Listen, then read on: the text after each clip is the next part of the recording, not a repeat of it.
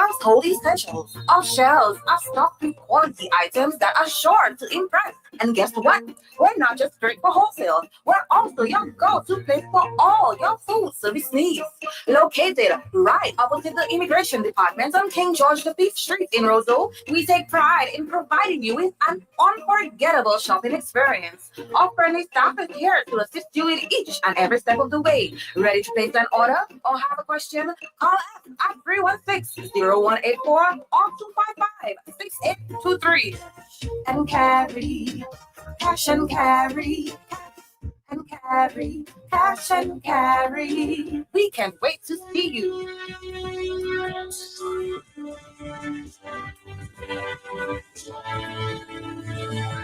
All right, Dominica, we're here. This is the Hot Seat, Dominica's most talked about talk show. Guess who's my guest on the Talk on the Block? Dr. Thompson Fontaine. That's 1 o'clock.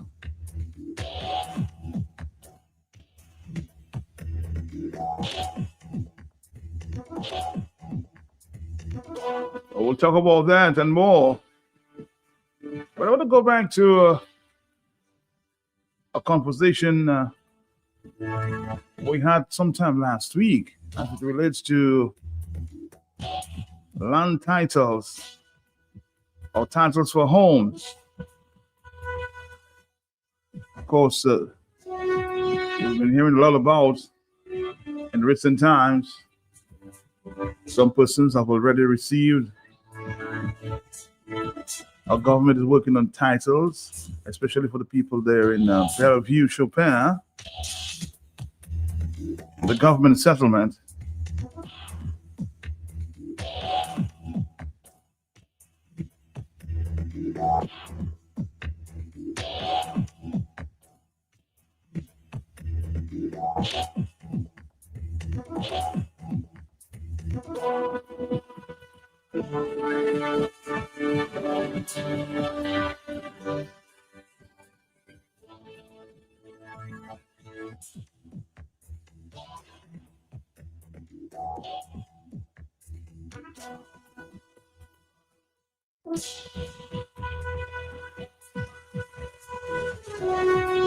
But a lawyer in recent times, I think Mr. Joshua Francis, have begun sort of warning the residents there to look or contact their lawyers before, taking these titles. So look very close at the titles, especially the people in the Bellevue area, before, they sign any title document. So let's listen to Mr. Skerritt, who doesn't seem, or at the time, that this is his reaction after he heard that the lawyers were in inquiring about these titles. Let's listen to Mr. Skerritt.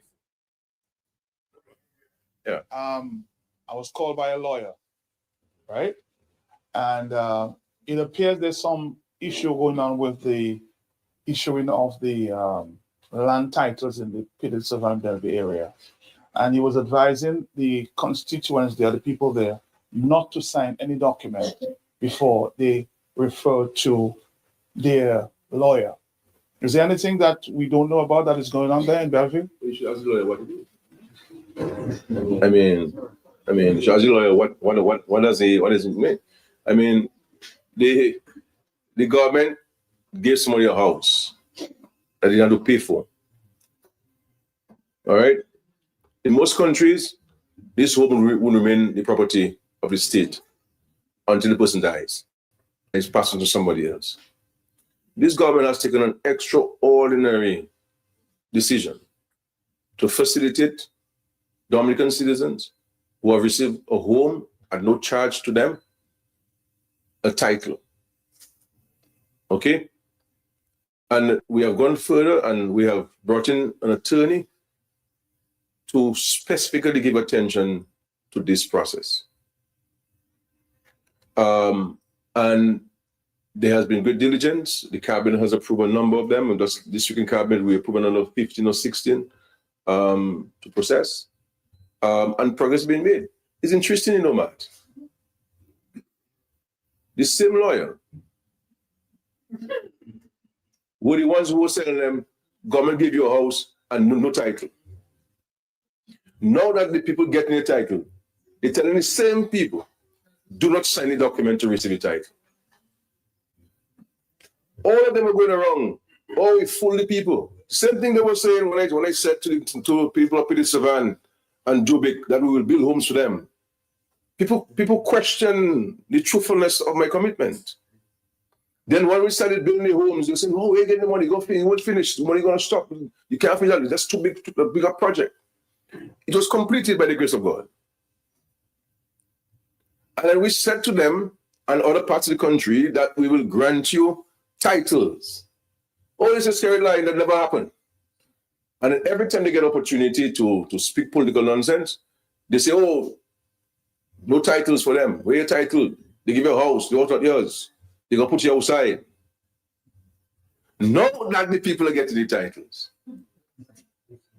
which you're required to sign as an acknowledgement of it to the government system. So the process is completed.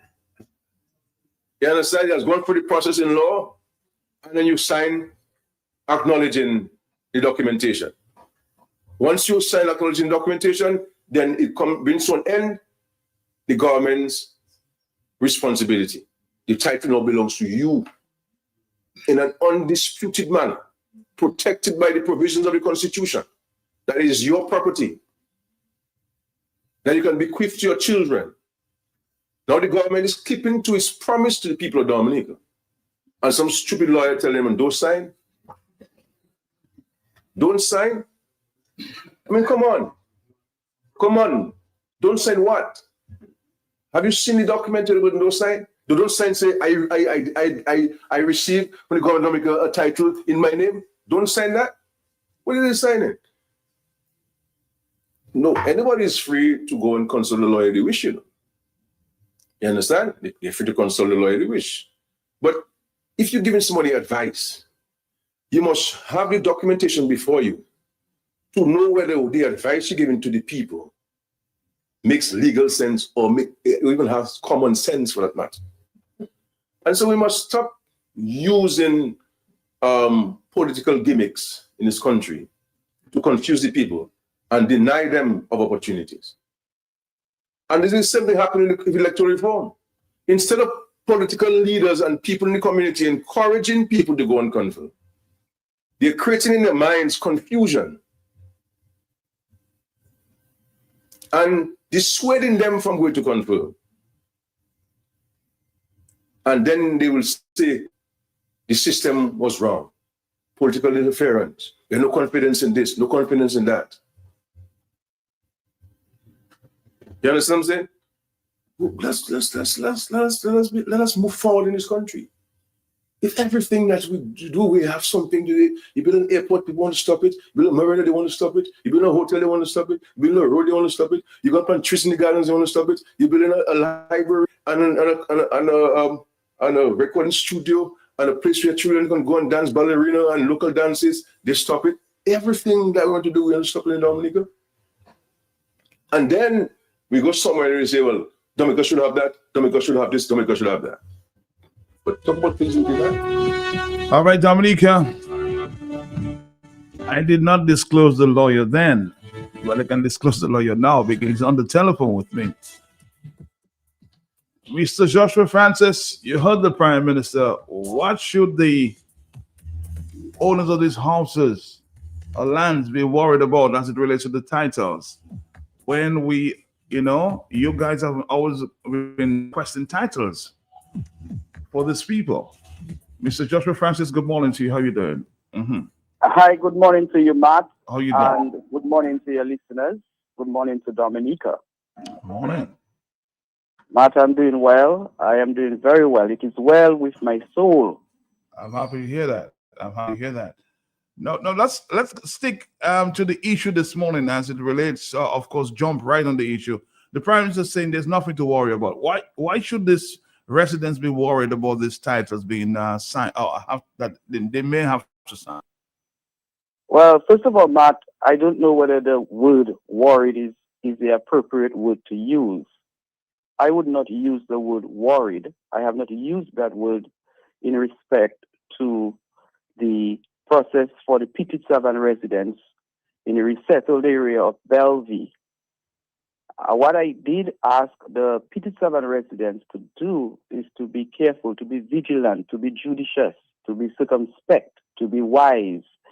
It is universal practice, meaning throughout the world, that ordinary people would seek legal advice in regards to anything that concerns a legal document, whether it's an agreement, whether it's a deed, whether it's a will, to mention. What is happening at the Bellevue area now, based on my understanding, is that an attorney who was appointed in the Ministry of Housing and Urban Development to be dedicated full-time to deal with the title issue for the Petit Savan residents, that attorney and another public servant was on the grounds at Bellevue meeting with Petit Savan residents and informing that they had to sign an agreement. Now, that agreement would be an agreement of transfer.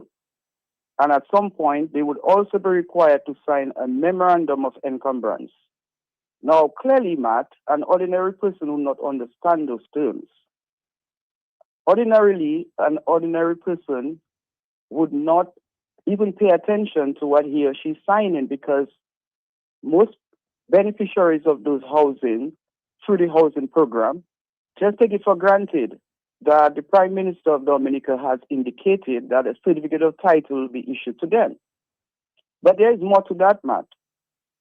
My understanding, as it is that lawyer, I'm not calling the name of the lawyer because I was not given the name of the attorney. However, that attorney being on the ground informed some of the residents that their title would be subject to certain conditions. And that is where the word encumbrance comes in. So when someone signs a transfer or a transfer agreement or a memorandum of encumbrance, basically that person is agreeing that he or she will receive a title subject to certain conditions. Now, why an issue? Number one, and I'm going to give you an example. I got first-hand information that the state attorney who was on the ground interviewed a gentleman who has been given a single home unit, a Petit Savan residence in Bellevue.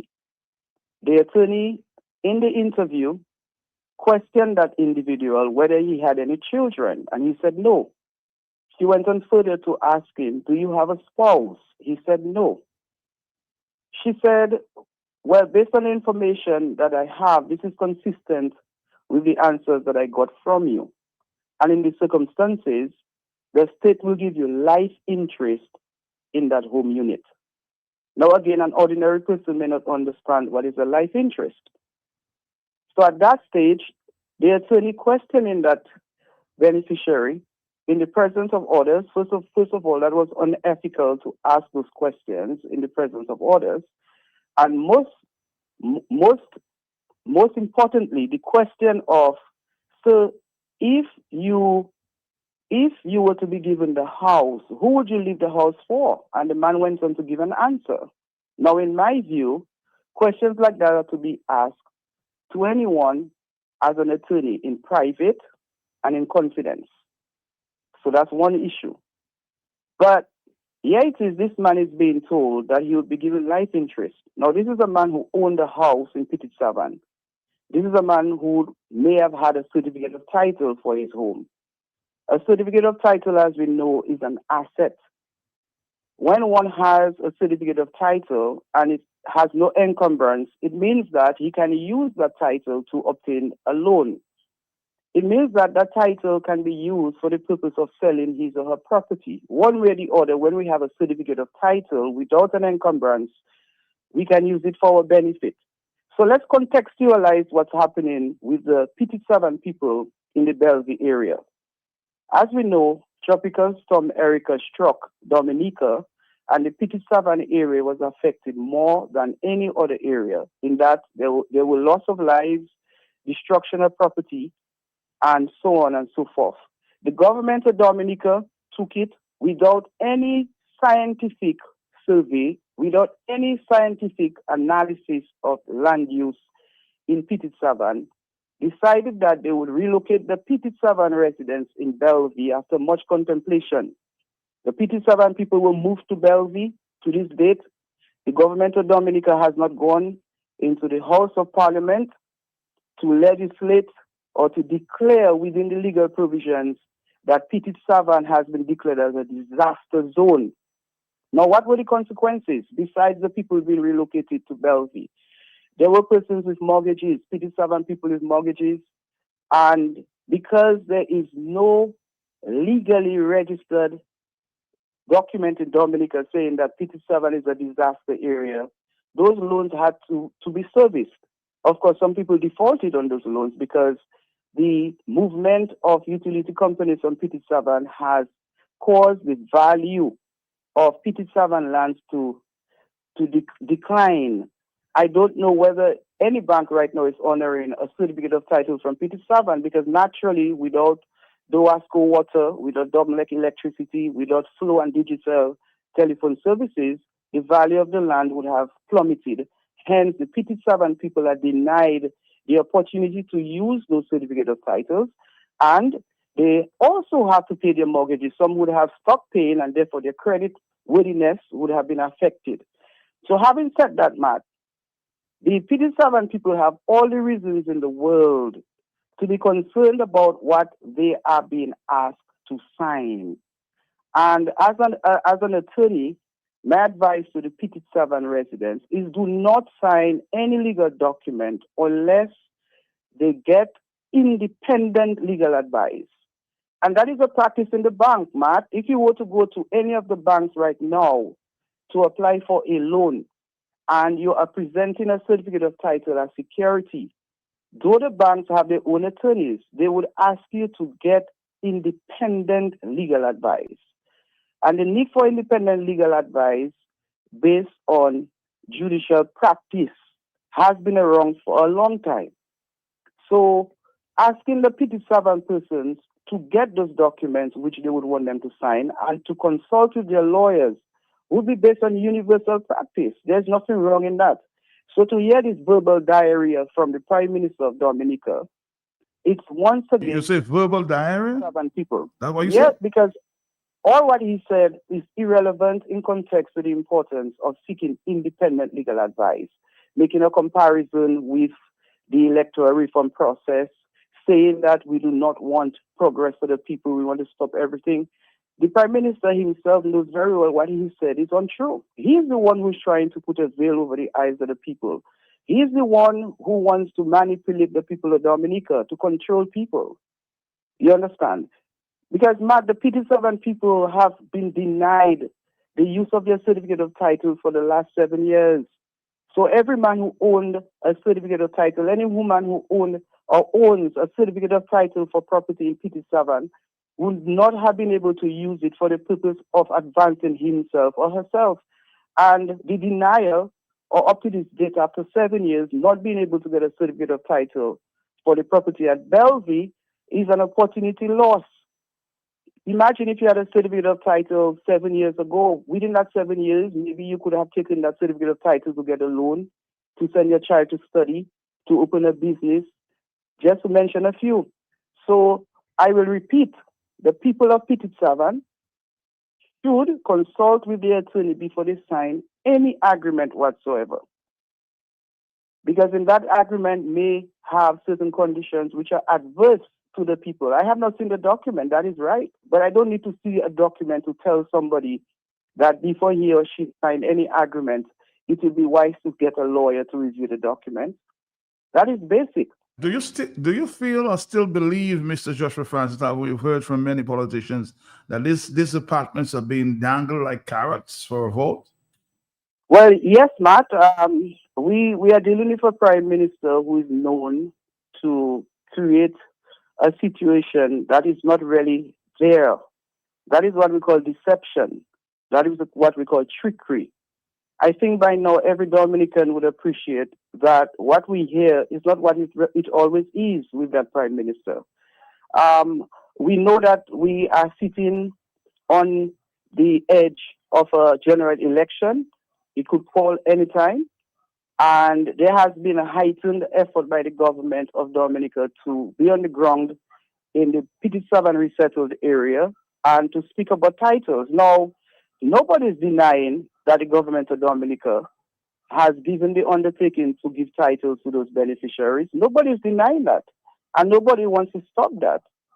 We want our people to be in a better position. I personally, and in my political capacity, wish well for the P7 residents. And the reason why I'm speaking on that issue is because I'm looking for what is in the best interest of those residents and Dominicans by extension. So we want those people to get their titles, but we want them to get their titles properly. They had titles and which gave them absolute ownership. Now they are being given titles of encumbrances. And most people don't even know what is an encumbrance. Most people don't even know what is a restrictive covenant. So those documents, as an example, may say to a beneficiary, you're not allowed to sublet, you're not allowed to open a shop, you're not allowed to expand, you're not allowed to do this, you're not allowed to do that. And as the Prime Minister himself admitted, when one is given a property, succession is important. But imagine within the last 7 years, some of those beneficiaries were elderly. Some of them would have passed on. When they were given the property, it was given to them, they were given a key and some statements. And therefore, on the government list, some names of persons exist on paper, but those people have passed on. Then how does the government deal with a situation like that?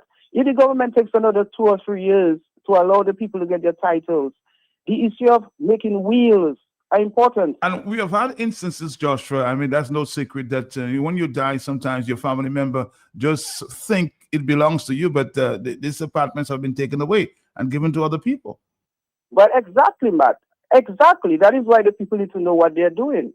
Because until the people get a title, it means that the government of Dominica owns the building, owns the land. We know that the government acquired the land where those buildings are now erected. Legally, the land and the apartments, as we speak, belong to the government of Dominica. The beneficiaries are just occupants. Legally, they are equitable owners, and even then, they cannot necessarily exercise their equitable rights. But as we speak, I'm aware that a few weeks ago, the Prime Minister and a contingent of his followers were on the ground at Bellevue, and they saw the state of the apartments, and he just decided on his own right there on the ground, you know what, they need to be power washed and painted. And right there, he had a conversation with 1 or 2 persons from the P7 community at Bellevue, and within a few days, those persons, some young men were employed to go and clean up the apartments and so that the apartments can be painted.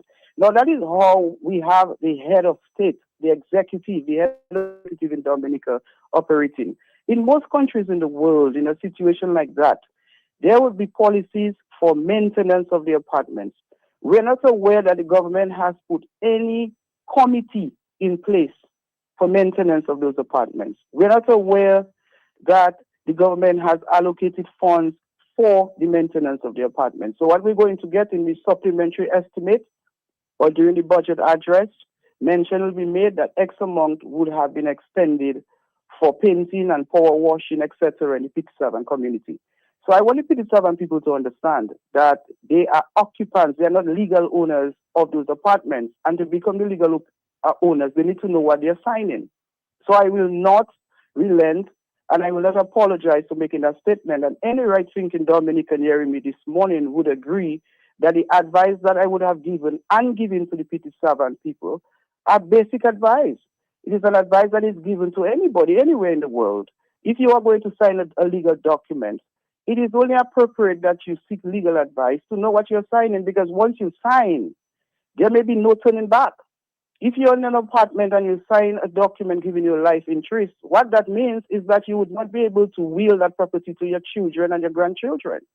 And it is not fair to any P7 resident who owns this property or owns this property in P7, asked to leave the P7 community, given an apartment and now being given the apartment with a title that is conditional, more so being given life interest. It means that he will not be able to give that property to his children or his caretaker. Somebody's agreeing with you and saying that the banks does not recognize those titles. That's just to force the people to do maintenance because it's costing the government too much. That's what basically somebody's adding to your argument. Yeah. Yeah, well, yes, and I mentioned that earlier, Matt. Of course, at the time of the disaster at Tropical Storm Erica, there were 57 persons in mortgages at the banks, and the banks did not waive those mortgages. They did not waive the payments. I'm aware of 57 persons who had to end up in court in respect to default of payments.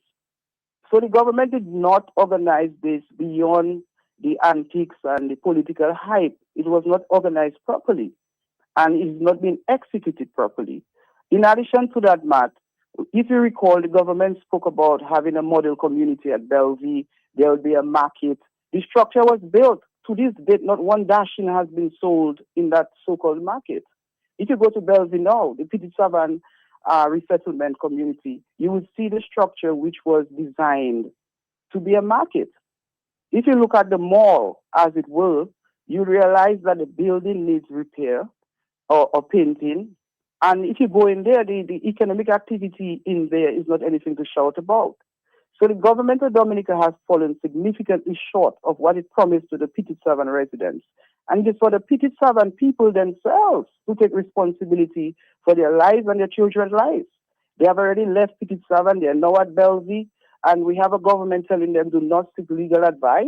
Do not seek independent legal advice. That alone should make people wary of the government of Dominica. So I will continue. Basically calling the statements foolish, yeah?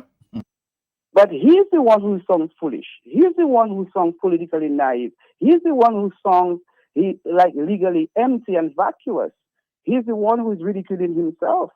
I am just asking Dominicans to pay more attention to the words that come from the mouth of the gentleman, to pay more attention, to forget the hype, forget that you're labor right, forget that you're right, and just assess and evaluate the words that come from the mouth of the gentleman. Do so carefully, and if you do so, you will see the substance and you will see the foolishness that comes in.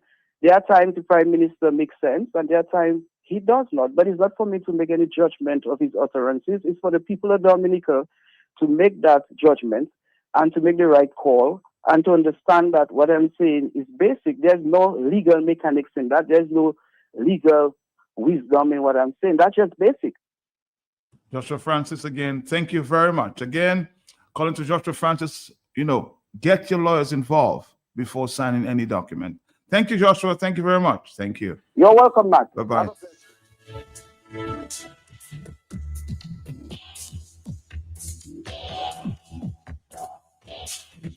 Somebody says a young lady told us about a number of electrical issues related to this apartment. The PM said he sent someone to deal with it, but up to now, no one has arrived. On the telephone, hello, talk to me. Yes? Mark, morning to you and your listeners. Morning to you. I just want to support Joshua Francis. He's correct. And I think the Prime Minister is a servant of the people. He's a servant of the people. And if you're making these houses available to the people, you want to do it in the best possible way so that the people at the end of the day would have something belong to them and belong to their generation. Now, land are involved as well as housing and so forth. And then if you make it available and if people advise to seek some advice from a lawyer, then the Prime Minister, in the answer to the question, should not get upset. Should just say to people, yes, go ahead and consult your lawyer. Because nothing wrong. A lawyer is an officer of the court. Is a person who operates legally in the country, who gives people legal advice and ensure that things are done properly, above board, and there is justice in what is being done. I mean, you have some lawyers who have no ethics, but generally that's what the term is. And I think the Prime Minister, his role as Prime Minister, the servant, the chief servant of the people, is to be polite in what he does on behalf of the people. And therefore, in the question to the answer, he talk of a stupid lawyer and so forth. I mean, one could insult him back. But the point is, you leave arrogance to arrogance. And I think the Prime Minister must tune down himself and understand that he is the chief servant. And if people advise to seek a lawyer, I would say as Prime Minister, yes, seek advice from your lawyer. because we are doing something that is authentic, that is above board, and so on, and then we have nothing to hide. But once I said to somebody last week there, if you have a discussion with somebody, Matt, and the person get upset with you and are ready to curse you and use, disrespectful language, it's because the person himself has nothing, is on solid ground, and they're trying to hustle their way through in that discussion. And in doing that, they tend to insult you and try to belittle you and so on. That's what I got from the Prime Minister. So I agree with Joshua, the people should seek legal advice to ensure that at the end of the day, when you sign and you put your signature there, signature is very important. This thing belongs to you. Nobody can come to her and say, oh, you said it. I'll give you a quick example, Matt. When I work with insurance and you go to somebody and ask them a question, they tell you, boss, you know that, you know me and so on, sign there. I say, no. You must answer the question. And so what you answer, I will apply to the form, because when it comes to collect your money, you cannot say, oh, you are not aware of that. You don't ask it and so on. So when I ask you the question, is what you answer, I'll put and so on. So I think Jean-Charles is correct, and I think people like those in the society who advise people, we must respect them. And I also want to tell the Prime Minister, do the same thing, respect people, man, because at the end of the day, we're not running a shuttle movie country, we're in a country, and therefore the chief servant must be very respectful. The Prime Minister had a behavior, is not now, of insulting people, and at the end of the day come back and say he friendly those people after you. You belittle them, you insult them, you malign them, you beat them for years and so on, and that is very unfortunate, man. Thank you so much. Thank you too. On the telephone, are you there? Yes. Yes. Good morning, Matt. Good morning to you, Matt, sir. I find it very interesting that in the discussion, Roosevelt Skerritt also said, if you want, you can feel free to consult with a lawyer. He did say that, Matt. You did say that, yeah. And, but the problem I have with him is that he runs off to make the argument that the lawyers are advising people not to sign. And that is a false narrative. The lawyers were not encouraging people not to sign. They wanted them to have legal advice before they signed. The lawyer never said, Mr. Francis never said, do not sign. He said, get legal advice before you sign, because it may be conditional. And today, the lawyer, Mr. Francis, also elaborated on many reasons why and how it is conditional. And even some people are commenting that these titles that will be issued to them are so conditional that the bank will not even acknowledge them for getting a loan or something like that. And Matt, there is also the factor of the time. Mr. Francis made that point. How many years have they been deprived of having a title, having their title suspended, so to speak, or useless to them because of where they lived during this Erica disaster? And it was never really declared legally, and that put them in an awkward position. I mean, these people must be feeling it. It's just that they're he has them in such a corner. He's decided, okay, I want them for 1928 elections or whatever that comes up. I'm gonna use them for that. I'm gonna squeeze them and force them to vote for me using that technique. That is my speculation, Matt. Enough said. Thank you. All right. Good morning to you on the telephone. Are you there? Yes. Hello. Yes, Matt. Good morning to you, sir. How are you doing? Morning to you, sir. How you doing? Doing very well. Matt, I'm listening to the conversation this morning, and first and foremost, let me thank lawyer Joshua Francis for basically doing what he does best, listening to people on the ground, and in an excellent manner this morning, representing the needs of the people on the ground that we meet on a daily basis. And I can say, yes, I can attest to that. I was a witness to a number of these conversations that the team, United Progressive Party's team, had on the ground with the people of Petite Savanne relocated in Bellevue, Chopin. And for example, a young lady You just read the comment a while ago. A young lady said to us that her apartment has a number of electrical issues where her appliances is basically under pressure ever so often. And when she spoke to Roosevelt Skerrit, he promised to send someone to basically deal with her electrical issues as it pertains to the apartment. And up till now, she has not seen anyone, nor heard from Roosevelt Skerrit as to his work. And Matt, when you go on the ground and you hear the plight of the people, especially in the Petite Savanne area, the Belle-Bishop area, you really feel for these people. And it is a situation where basically, as Joshua said, you really have to be careful as to signing any documents where the DLP regime is concerned, because we know as a track record of these people, how they continue to pull the wool over the people's eyes. And so I am just so thankful that we're on the ground with the people and continue to be on the ground with the people, hearing from them firsthand, as it were, so that when Joshua and others speak, that the people's needs can be properly represented. And this sort of, old talk, as it were, from Roosevelt Skerrit, always trying to denigrate people in his usual style and fashion, cannot continue to happen. The people's eyes have been opened and will continue to be open as a result of the hard work that the people, the opposing forces, continue to do on the ground. So again, I just want to put on the public record that I compliment Joshua in terms of his delivery this morning on behalf of, in that instance, the people of the Petite Savanne area. All right, thank you. 449-3095-96. I recognize the voice there, Mr. Loftus Durant. Was the Public Relations Officer of the UPP. Spending some time in the Petite Savanne constituency.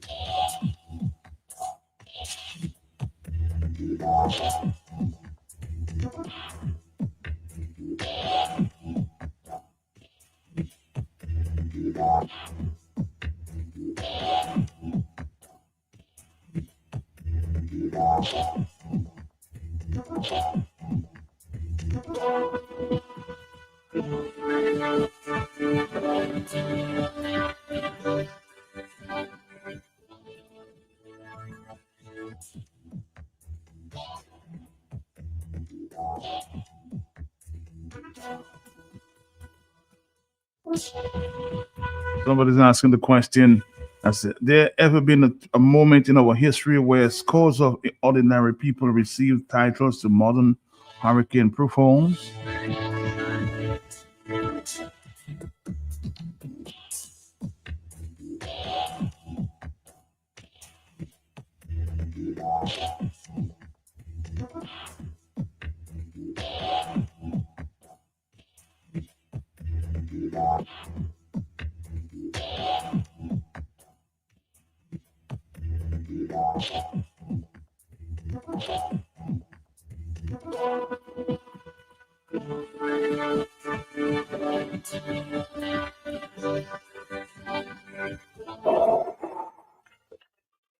We are in the hurricane season.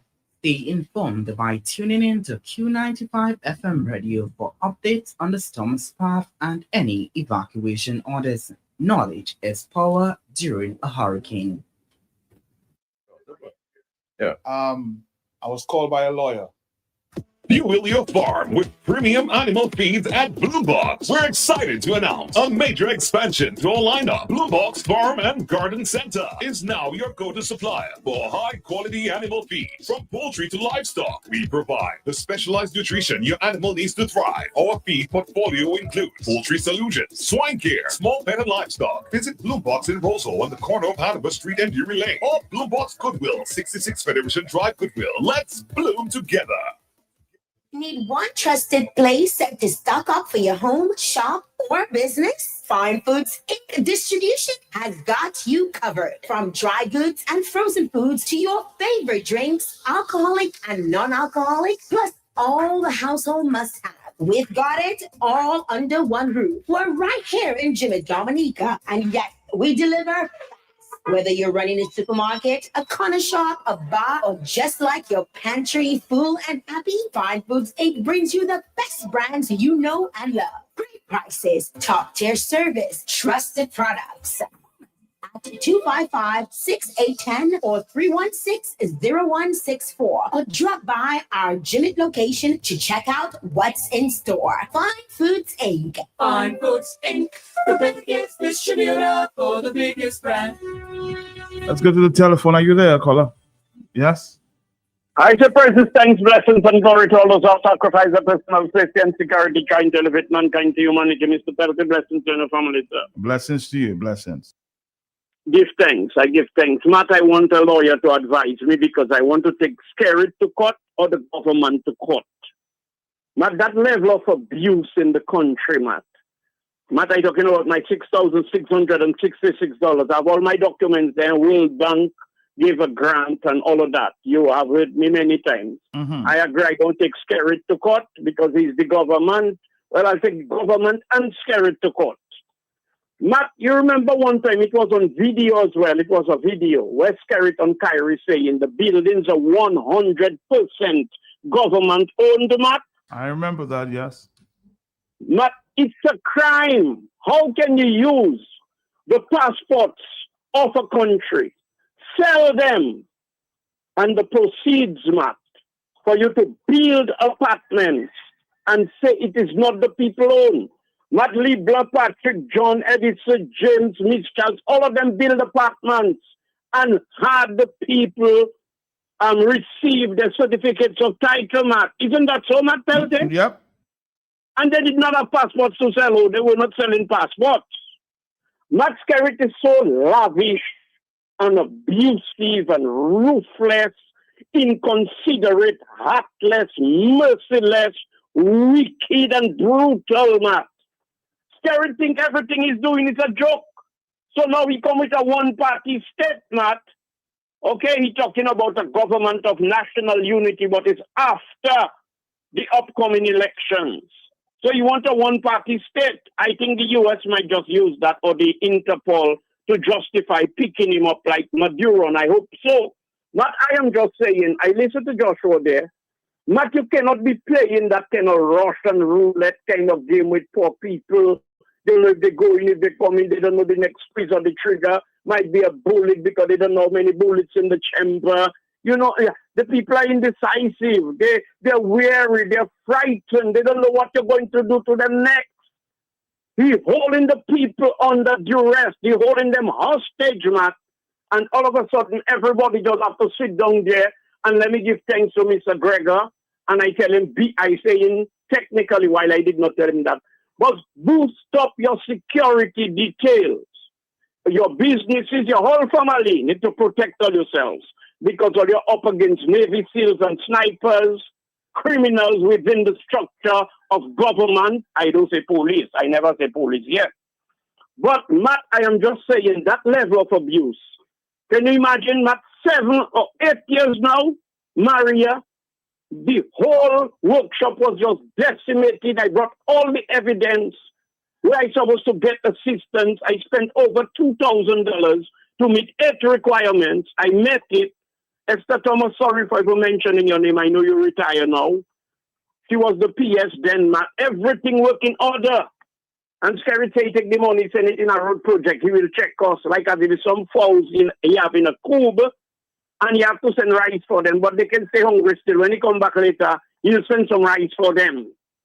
And that's what that boy is doing to the people of Dominica. You have everybody under duress and they're balling the economic loose. They need to cut it loose because we are dying. Oh, and everybody seems to be dashing on their knees to find some, not favor.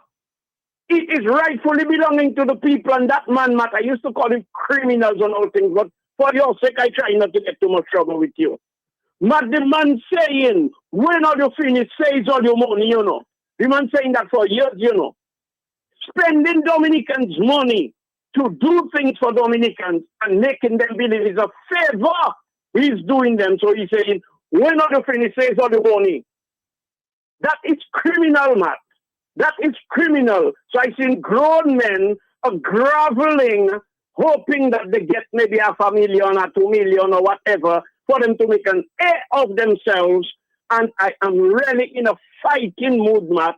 Though I don't have balance, I don't have toes, but I'm ready for anything in this country. A man cannot be a cluster of criminals, cannot be that wicked and brutal, Matt. And the people are just walking around. Years I tell them, shut up. These people are in the mood of survival. Saying about Dominicans greedy, or like a harmful in them. What you want them to do? Go and steal? They're already killing each other. They're already stealing. And now you have grown-ass men that's supposed to set an example, taking the bait, Matt, and all of a sudden you want poor people to roll over and play dead. Why not prepare for the worst day in that country? Because that boy there is not going to relent. He want to be there for 2050. He said it on the record, and I'm serious.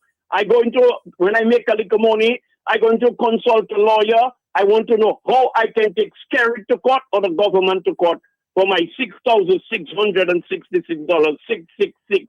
I'm not afraid of the mark of the beast. So thank you. All right, thank you. Oh, somebody says you could go the civil way. Yeah, 449. If you feel you have the case. On the telephone, are you there, caller? Yes? Uh-huh. Caller. Hello? Nobody there.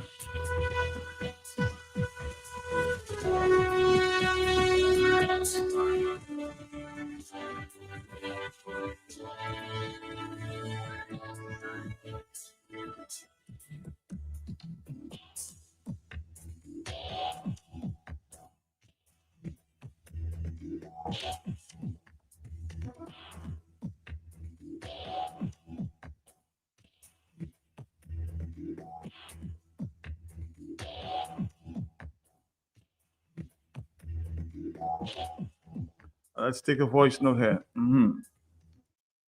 Let's take a call first, and we'll go to the voice notes. Hello, talk to me. Yeah.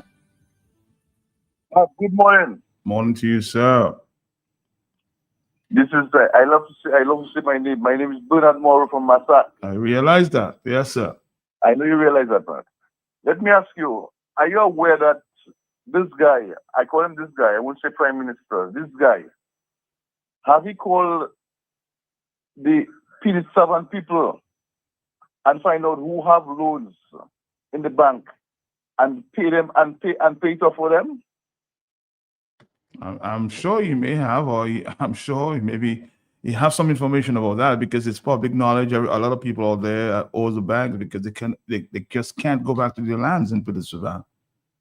Yeah, but what I would expect him to call the people and find out who have loans and settle it for them. What they're going for that is the country's money, that is the people's money, that is CBI money.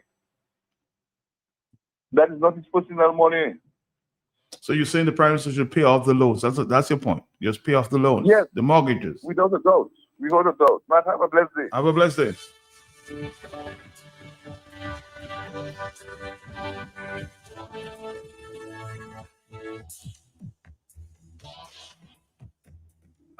9:16 in the morning. Yeah. Morning, Matt. What's up, my brother? How you doing? From another mother. Good job, Matt. Continue what you're doing, Matt. Keep the people informed. And you're doing just what you were trained to do, Matt. Not like the others, Matt, who took their training years of their studies, Matt, and then, right now trying to learn something new on the backs of Dominican as well as the Treasury. Matt, Joshua is so right what he's saying, Matt. Matt, you know what I foresee about these houses, that's me, is that this is the Labour Party trap, Matt. A trap where people, don't even know, seems to me, where they are or what's really taking place. And that's got them to a point, Matt, they become lazy, Matt, and everyone is waiting for a house in that system. But that system will destroy them, Matt, because at the end of the day, Matt, they will be left with nothing. And the people who are around them will be left with nothing. the years Roosevelt have been saying these houses belong to government. Man, how can you have a government house, man? When it comes for repairs, what needs to be done in the house, man? Government comes to do it, man. In your own frame of mind, do you believe this house belongs to you? Or you're just a rental person in that house, but you're not paying the rent?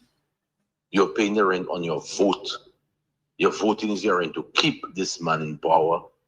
Matt and the Rose of Harley, Matt. McIntyre did the same thing, Matt, what Roosevelt has been doing. There's some apartment building, McIntyre campaigned on them for 3 terms.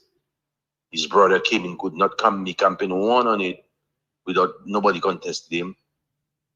Now he went and he built a few. And now the people are looking at it, trying to wonder who is going in there. Vote catching again.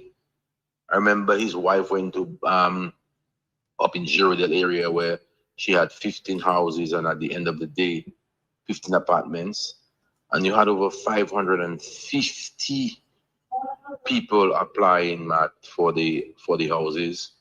So this is their game they have been playing with people, Matt, and it is so sad.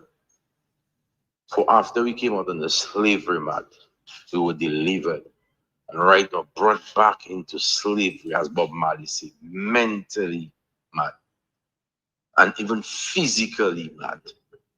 Rastaman and all who is backing these people who fought for freedom, who fought for liberation, man. These people are back into slavery, not even realizing they are in slavery. But anyway, man, keep doing what you're doing. We can only take a cow to the water, but we can't make it drink. And this is Dominicans. Give them the information, let them, throw it away, let them do whatever they want. But at the end of the day, man, they're the one to be blamed. Thank you, man.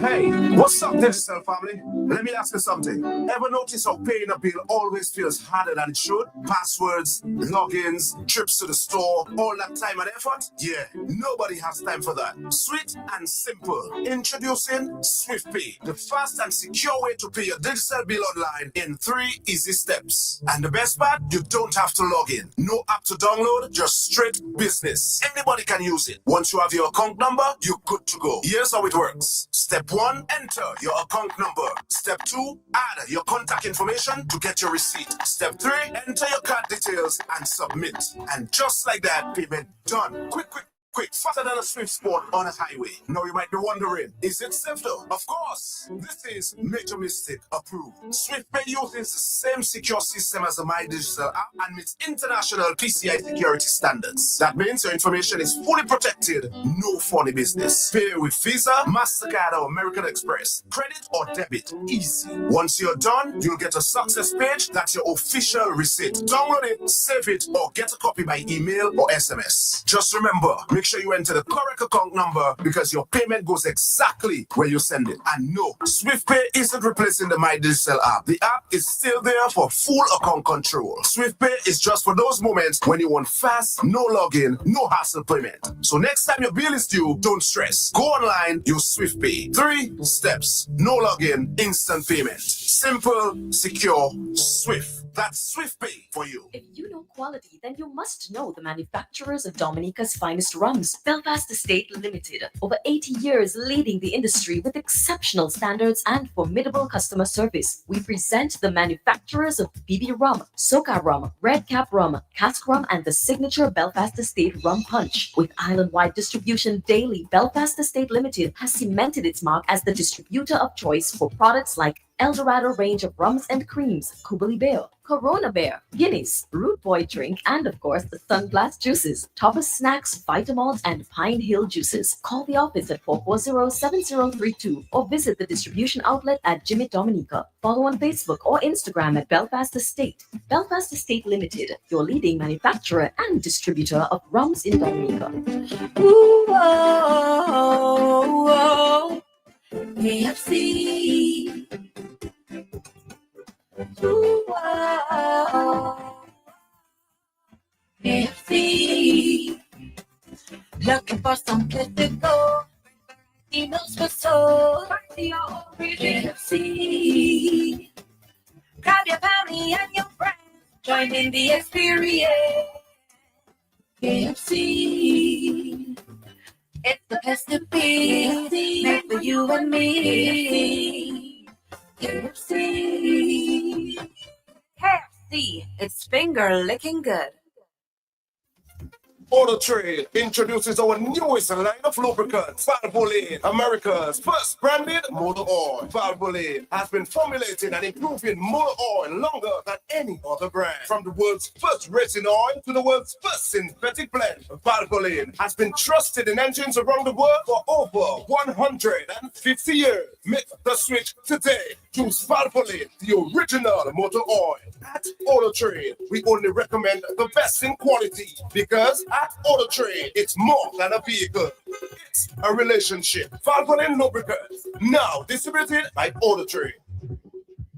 Looking to start your next home improvement project? Do It Center has everything you need from foundation to finish. Whether you're building, renovating, or just sprucing up, you'll find a wide selection of construction materials, lumber, tools, finishings, and of course, Do It Best quality paints. Perfect for every room. Now with 2 convenient locations on Goodwill Road and Cobb Street, it's easy to shop in person or you can browse the full collection online at store.doitcenterdominica.com. Need delivery? They've got you covered. Do It Center offers island-wide delivery so your purchases reach you wherever you are. Visit them today and the friendly, knowledgeable staff will help bring your home improvement dreams to life. Do It Center Dominica, your partner in home improvement. All right, Dominica, let's take one phone call and we'll move to the next subject, huh? Before the 10 o'clock hour, we have credit union, another important subject coming up. Are you there, caller? Yes? Yes. Caller. Nobody there on the overseas line. I'm so sorry.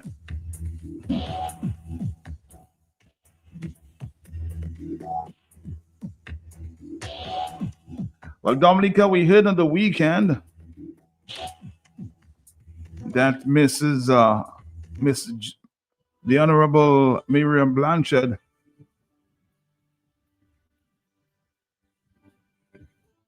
advised the Speaker of the House that she was resigning as Member of Parliament for the Roseau North constituency. In her correspondence, the Honorable Blanchard indicated that a decision to resign was made on medical grounds. Since then,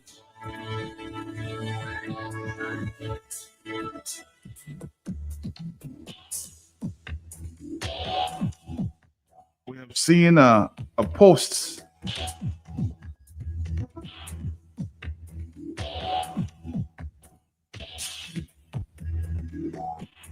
from Mr. Danny Lugay announcing his candidacy for the by-election in the Roseau North constituency. So campaign, it appears. I also heard a statement too from Mr. Thompson Fontaine.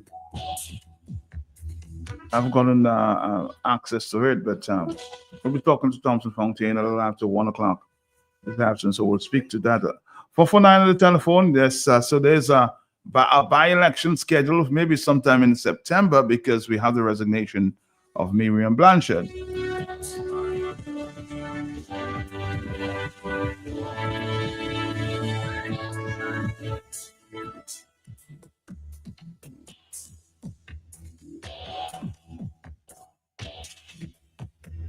Somebody says it could be a general election. Well, I guess we'll have to wait and see, huh? A general election? Oh boy.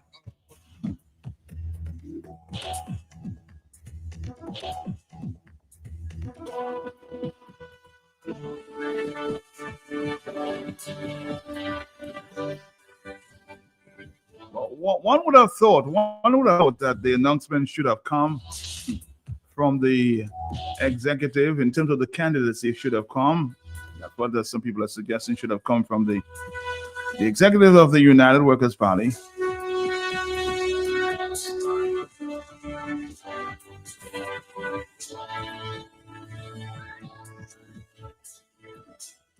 But we did hear Mr. Danny Lugay, of course, announcing his candidacy or his availability maybe for the Goodwill North seat. Somebody's asking, why is Danny Lugay announcing his candidacy and not the UWP doing that? But that's for them to decide.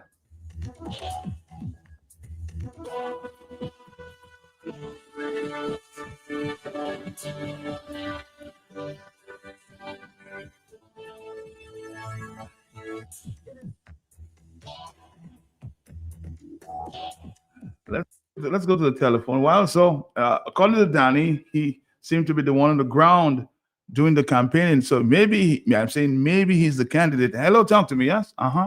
Since he has declared himself. Are you there, caller? Yes. We have not. Are you there, caller? Caller. Are you there, caller? Yes. Yes, sir. Hi there. Yes, you're there. Yes. You're The there. other day on your program, I see Dominican Modara. What did Modara? Somebody called me. Wait, somebody called me and tell me I mustn't say that. But look, another instance where they Modara. Because in that circle, they should be happy that Danny Lugay going to win the seat for them and stop the garbage. And for your information, Danny met with his executive already. I don't know why Dominicans like propaganda. You're saying for my information, Danny met with his executive, that you were saying? Oh, sorry, you laughed because I wanted to ask you a few questions. Are you there? Hello, talk to me, yes? Yeah, good morning, Matt. Morning to you, yes. Matt, now that Miriam Blanchard is officially resigned from Parliament and it has triggered a by-election, what happens if Mr. Roosevelt Skerrit, midway through the advance of that by-election, dissolves the House or asks the president to dissolve the House? Would you be surprised? Would you be surprised? I won't be surprised. I'm asking, Matt, what would happen? Does the by-election still go forward, or is it dissolved and then we go completely into a general election? That's the question I'm asking, man, because I don't know. But you have to ask that question to Mr. Skerrit.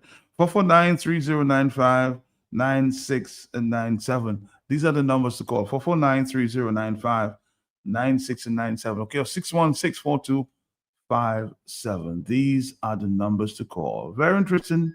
Very interesting now, of course, that we may have a by-election according to the Constitution 3 months after.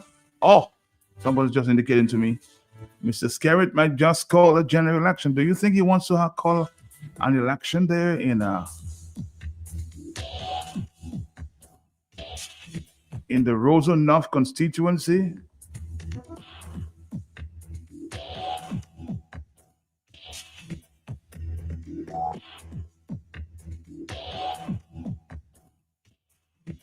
We're all in Roseau North. We're voting for Danny. You see the campaign has already started. Congratulations to you, Danny. Are you there? Are you there? Yes. Are you there? Yeah, Matt. I know you have to transit in a while. Uh-huh. Matt, something quickly. Matt, that level of abuse, I always have to revert to when Skerrit said, no law, not even the Constitution. Go to hell. You can come with all the lawyers in the world. And I continue to stress on.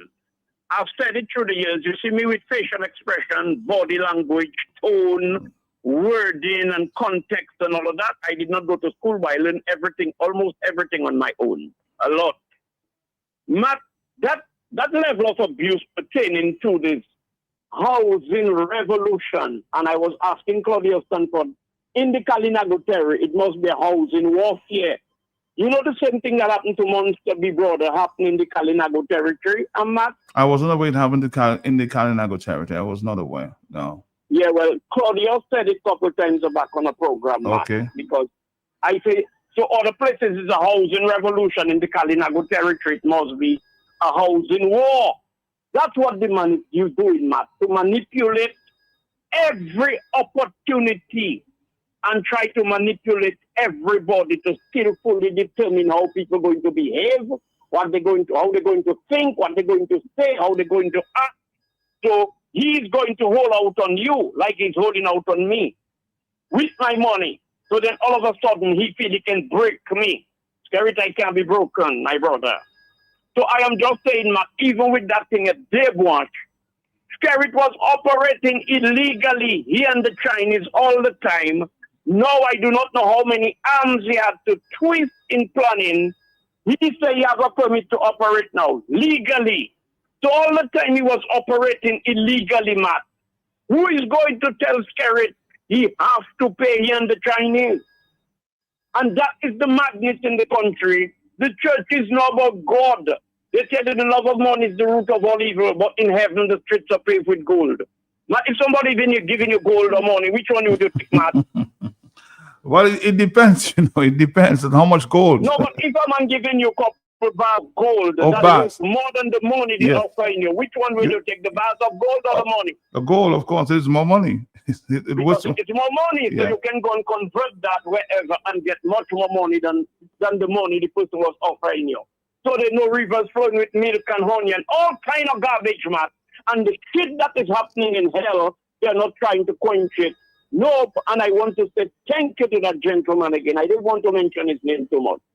Matt, Skerrit has to be stopped by any means necessary because Skerrit will destroy and enslave Dominicans by any means necessary. That boy will not relent voluntarily. Look, the man telling you he's going to set up a one-party state, talking about a government of national security and criminality and unity. Huh? And all you sit down there watching them and take Dominicans into hell. Party tayo God, no, like a bunch of, let me not say, singing those songs and not realizing we're losing that country quickly to foreigners and Chinese and Skerrit. And we are sitting there just waiting for the man to build a guillotine, he and the Chinese and Anthony Hayden and all of them, whoever it is, and say, you know something? Oh, you want to talk too loud? Bring him up to the guillotine and take out the person's neck. Thank you. all right, thank you very much. Now, we were on a different subject as it relates to Danny Lugay preparing himself for by-election. Will there be a by-election, or will there be a general election? The 449, the Constitution says that 3 months after the resignation, so that makes it July, yes, August, September, 449-309, about maybe the mid of August. Are you there? Are you there, caller? 449, because today is the 15th. Are you there? Hello, 15th of June. Yeah, well, sorry I had time to put on my phone. But yes, the National Executive endorsed Danny Lugay. And you see, to take it a further step, you have people like the same Viva Mamo and Zed Lloyd on Facebook pressing all kind of propaganda. And that is why I find the leadership of United Workers' Party lacking. He needs to correct these people and then fix up the party, man. Stop this disunity. These fools over there just babbling, and they're fighting on people that stay in Dominica in the Guaye. Come on, Thompson, fix it. Are you accepting the tree? What's that? Are you accepting the olive branch? Will you be part of Olive the branch? Yes. Matt, let me tell you that. My olive tree full of olives. I don't need no branch. Okay? I will forever speak my mind. It have nothing to do with the olive on the tree, neither the branch that. But I'm saying that everybody should jump on board and accept the olive branch from all sides. Eh? I'm not trying to be saying it's just you. Everybody should accept the olive branch and move forward. Would you agree? My brother, I always moving forward. I don't know about backward. All right, thank you. Hello, talk to me on the telephone 937. Are you there? Are you there? Yes. Yes. Are you there, caller? Yes. Caller. Hello. Hello, I'm here. Yes, Matt. You can hear me? I'm hearing you loud and clear, sir. Why are you shouting? I'm here. Okay, good. Long distance call, Matt Junior. The problem is in Dominica, Matt, we take things too simple, right? You don't recognize my voice, because I don't want it, so it is, right? Now, a quick dash on your housing revolution there. I live in Florida, right? And there's nowhere in hell that people get housing for free. You understand? Without paying some money. You understand? So people that want their home or their flat or whatever they want to call it, their apartment, right? If you're not paying any money towards a flat or an apartment, how the hell can you own it? And how the hell the government can give you that kind of that apartment? First and foremost, right?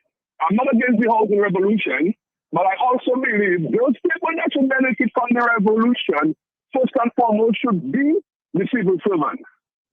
Doctors, lawyers, police officers, first set of people that should benefit from that revolution. Because if you give them those houses or you give them to pay some rent and then try and acquire those houses after, then you're going to lose your public servants, first and foremost. All right, I'll say that. The only people legally that entitled to the housing revolution is the people in the Savannah that owned their property. All right, caller, we got that point. We have moved on though. 449-3095-96 and 97. Let's take a few voice notes there. Yes, talk to me. Matt, I don't know why this woman they feeling is Thompson that have party upside down. I don't know why it's Thompson she calling on. You understand that? They're blind to see who cooking the party, who have party upside down, but it's always on Thompson case today. Leave Thompson alone. The man doing his very best. All right, and Thompson will be with me this afternoon, okay? 449.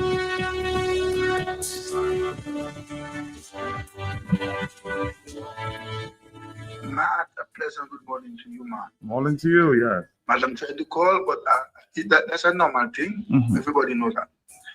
But Matt, the guy I called Nuff said, I think he's Mr. Clem. Matt, you realize the question he asked, Matt? Matt, how long this lady could not function or could not attend parliament? She alone can decide. Matt, She alone you could think tell. that her resignation now is because she have to resign now? Matt, it's a long time she was supposed to resign. When people sick, we don't talk about it at all. When people pass, that's it. But Matt, that resignation there is a strategy. Let me ask you, this exercise of the reconfirm and registration have not been over, Matt. Matt, a guy send a voice note and commend you for the work you're doing, Matt. Matt, I also want to commend you, know. The only thing that some of our voices are falling on deaf ears because we are not popular.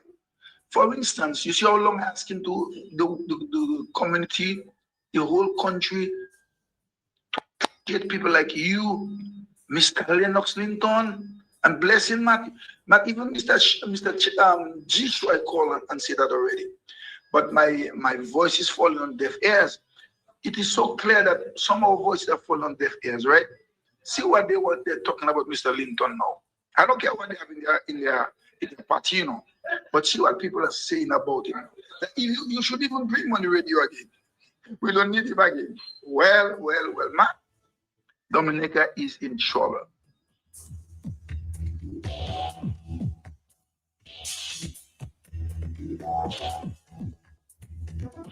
Somebody's asking a question. Matt, good morning to you. I'd like to know who's Danny representing. People need to know what Rosa North.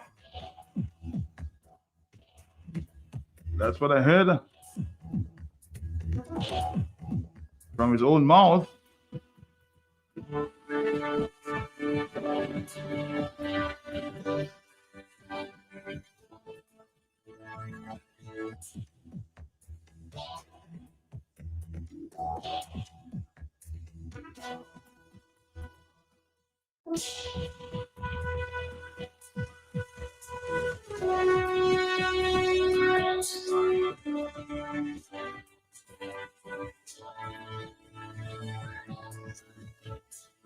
It says again in a video circulating via social media, Daniel Luge, better known as Danny Luge, has begun his ground campaign for Rosa North constituency by-election.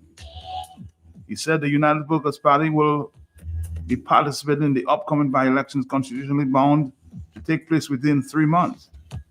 The by-election follows the resignation on Friday of former Rosa North representative Miriam Blanchard of the Dominica Labour Party. Logan first ran the Rosa North constituency in 2009, where he lost to Julius Timothy. He subsequently won the seat for UWP in both 2014 and 2019. He did not contest the 2022 elections due to the UWP choosing to abstain from fielding any candidates that year. In other election news, both Delbert Paris and Annie Edwards, both the UWP members, have expressed interest in running for Marigot. All right, Dominic, I'm sure we'll hear a lot more news this afternoon on the Talk on the Block. Yes, Danny, doing his ground campaign. Good evening, Rosa North. My ground campaign has begun. Yes, bro. Who that? Hey, how you guys? You good? Yeah, my partner. Yeah. I'll come and talk to you, okay? Yeah. Okay, so my ground campaign has begun. I'm just coming from the area just below Pentecostal Church, and I'm heading back home. I've been sweeping that area, talking to the folks, letting them know for sure that United Workers' Party and Danny Luge will be taking part in the upcoming by-election. So look out for the blue, make way for the blue. United Workers' Party and Danny Luge will be participating in the by-election within a 3 months period. Over and out, join the campaign. We on our way. Danny Luge making it clear that he will be participating in a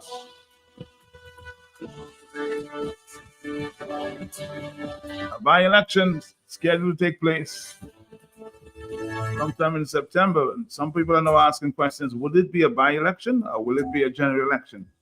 Already questions about that. Are you there, caller? Yes. Yes, Matt. Matt, that is not the only question, man. What's that? Is not the only. The other question is, if you have not been confirmed, will you be able to vote? Are we going using the old list? Which is obvious. You must. If we're having a by-election, we would have to use the old list. You say it's obvious, Matt, but I am just triggering the thought that here we are already using the old list. Now here's the rest of my question. Yes.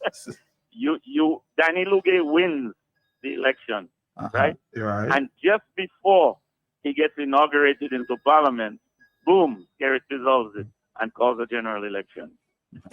How would that go down? That'd be very funny, huh? It'd be a big joke, but that would be the reality of life.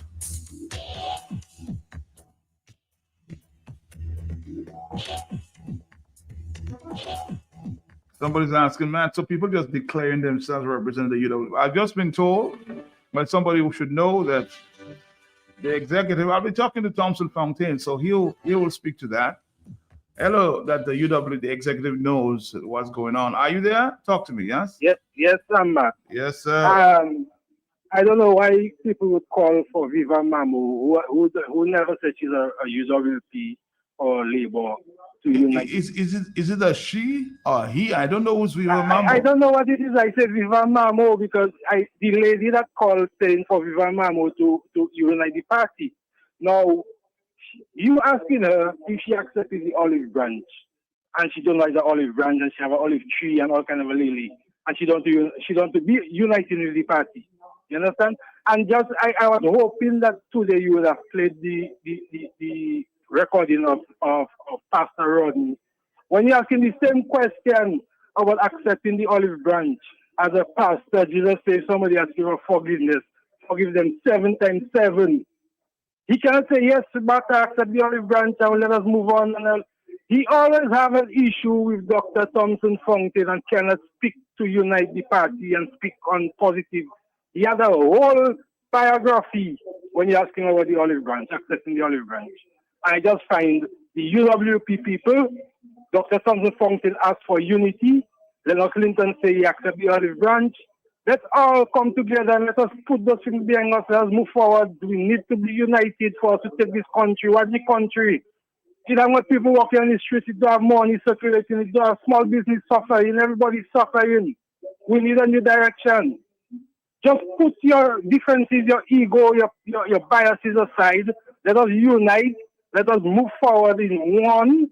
And that is what that's going to remove the Labour Party that have a stronghold on the necks of Dominicans out of power. So we can move forward. Okay, caller, thank you. All right, so somebody's asking me, is a DFP candidate for Rosa North? A question, eh? A question. Is the DFP candidate for Rosa North attorney at law Noelis Naik Didier? I don't know. You would have to ask her herself. It's something to think about. Hello, talk to me on the telephone. So it's DFP. Are you saying DFP is pulling up a candidate for Rosa North?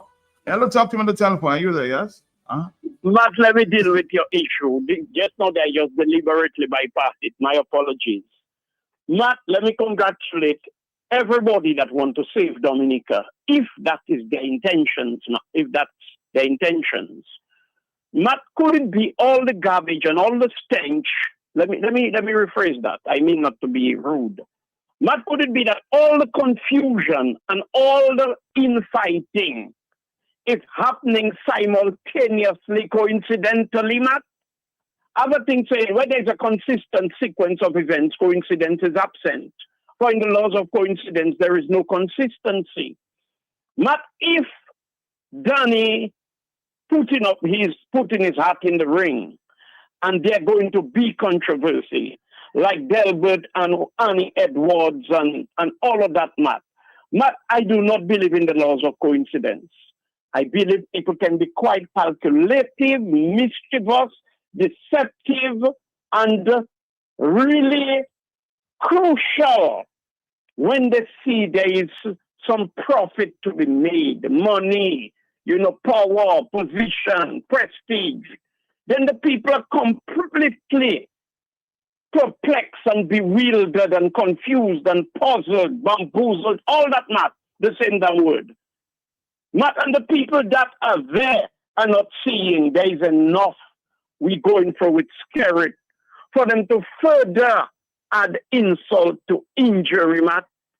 Every candidacy, every decision, every meeting is another controversy, and tell me it is not calculated. Tell me it's a coincidence. If what is happening, and I hear about Rosanov, who say Danny say he and Thompson spoke, and then they say Thompson say he never had any conversation with Thompson, and all them kind of things there. But it's Dominic alone who can stand to them foolishness there, boy. I cannot believe Dominicans can tolerate all them kind of abuse there, from Skerrit, from UWP, from Freedom Party, from all kind of party. It's just abuse, and at the drop of a dime, are you killing each other? Thank you. Thank you. Now somebody says, man, workers, nothing. Rosa North is the basket. It's the basket for the blue. All right. So people are now supporting. Some people are supporting Danny. Some people are saying, why? People ask questions, and it's their right to ask questions. 4493095. Yeah, I come back again. Yes, talk to me. Maybe I need to talk a little slower. because apparently people don't understand me or they don't understand English language, right? I said, that is what I don't like with Mr. Fontaine. He should come out and clear that early. That have nothing to do with me against him or me having to take an olive branch. I have no problem with Fontaine, you know. So I'm not his enemy. Why I have to take olive branch from him? It's people who are people's enemy that have to take. I don't have nothing. All when workers talking about disunity, I wasn't seeing disunity. I've seen disagreement. People must disagree with one another in any group or any party. That does not mean disunity. We can fight a battle and then we agree on one thing. So nobody, don't tell me about olive branch, okay? I'm not interested in olive branch. All right. Thank you very much. Thank you. Thank you for clearing the air. It's what time? It's 9:53 in the morning. Hello, yes, talk to me. Morning, Matt. Let me just Yes. say something here to stop all that roro and this nonsense that going back and forth. Mhm. Danny got the green light, and in his happiness and his commitment as always to serve his constituents, Rosanov, he was so eager to let us know the good news, and we have all embraced it, and we have all embraced the olive branch going forward. So we're leaving all this roro that behind. For months we have suffered. I don't think we want to continue that suffering anymore. Accepted what happened.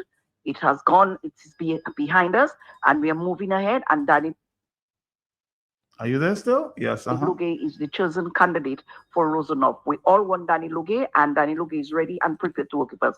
So can you please stop this nonsense that's going on right now and tell the people or inform them that yes, Danny Luge got the green light from the executive and he's on his way. So all the negativity, they can stop it from now. Okay, we don't need that right now. All right. Thank you very much. Again, I'll be talking to Dr. Thompson Fontaine. So he's the head of the executive, huh? So we'll listen to him this afternoon there from the 1:30 hour.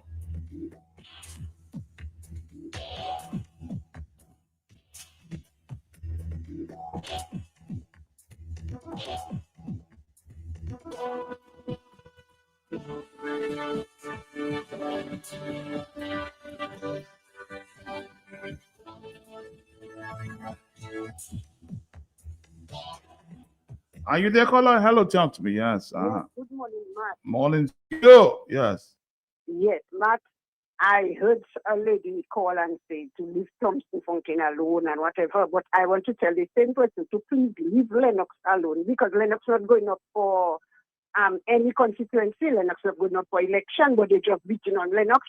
Study those that going up for election. Leave Lennox alone. Thank you. All right. Thank you very much. Hello. Yes. Boy, I've heard so many things on the weekend there. Hello, talk to me. Yes. Morning, Mr. Percy. How are you? How are you? Yes. I'm trying my best. I am listening, but I just want to Mhm. give a little, Yes. if in case like something will happen, or some by-election or something will happen, some minister, whatever it is there. If you are a minister, and whether you're not in power or so, you go around and visit the sick. You go around and see other people. You don't have nothing to give them. You don't have bread, you don't have cooks, you have nothing to give them. But you still make a way to go and visit them. How are you doing today? And this, and give a little advice.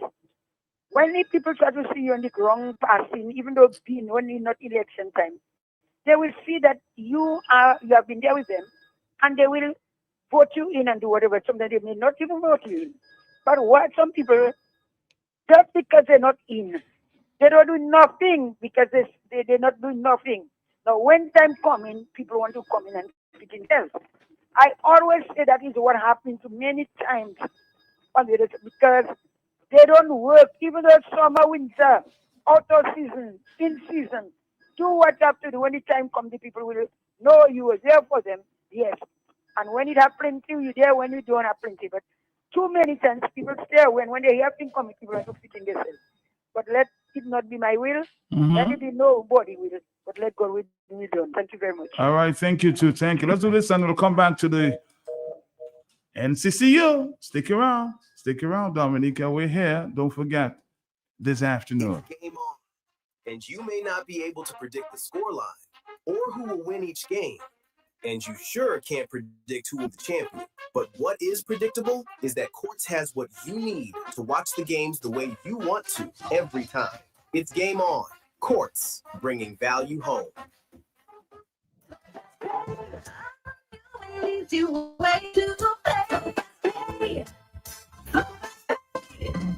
You asked for it and you got it. A quicker way to pay your bills online. It's fast, secure, and easy to use. No registration, no additional fees. Flow, it's now offering FastPay, an online service that allows you to settle your bills in less than 2 minutes. Need a receipt? FastPay will send it to your email immediately. Use FastPay now for convenience, safety, and efficiency at discoverflow.co/fastpay.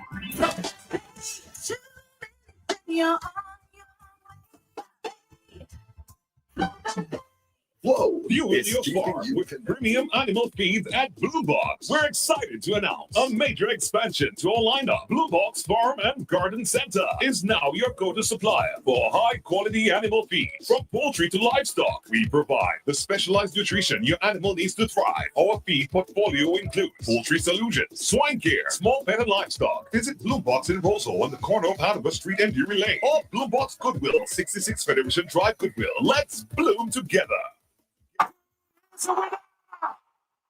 Win an unforgettable experience during the FIFA World Cup games and win with Coca-Cola. Here's how you can enter. Uncap a 591 ml Coke original taste or Coke zero sugar with the football label. Find the unique code under the cap. Send that code via WhatsApp to 265-5792 or scan the QR code in stores. It's that easy. One entry can make you win one of 5 flat screen smart TVs during the FIFA World Cup games or win FIFA merchandise instantly with over 1,500 prizes to be won. For more details, follow Josephine Gabriel Facebook page. Score with Coca-Cola and win!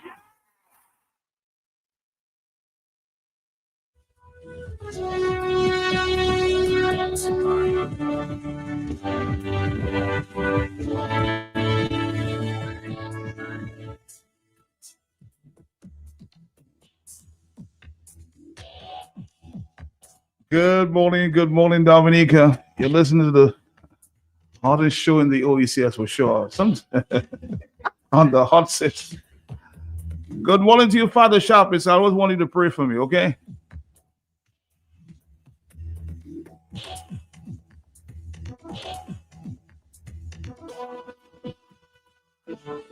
We're here with the NCCU, Dominica. We're going to come back. From the cradle to the grave, you don't want to sleep. You need a love you want to stay. You want come and visit us today. With a commitment to quality. Therefore you are me, was on the family, but now it's a community. Making life easy, like it. No matter who you are, you can benefit. When you bring your mortgage with rates as low as 5% and loans for all your needs. Open an MRA. Save for your golden years and take advantage of our savings product. We will finance your business. Checking accounts, small business loans, wire transfers, and so much more. You all the way. Your community financial partner. NCCU.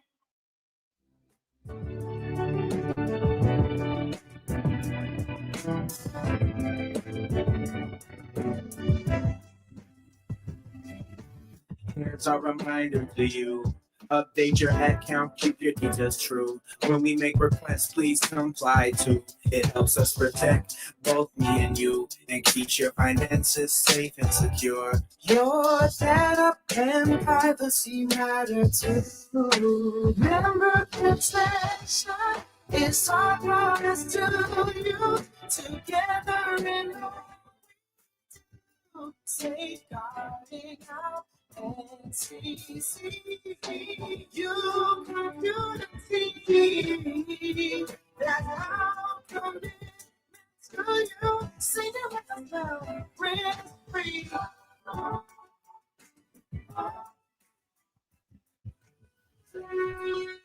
Let's see. Good morning to our team. How you doing? Ladies, or ladies? Good morning, Matt. Good morning, everybody hearing the sound of my voice. Somebody asked me how we feel coming on to the hottest show. I will say on the OECS because that's what Matt said this morning.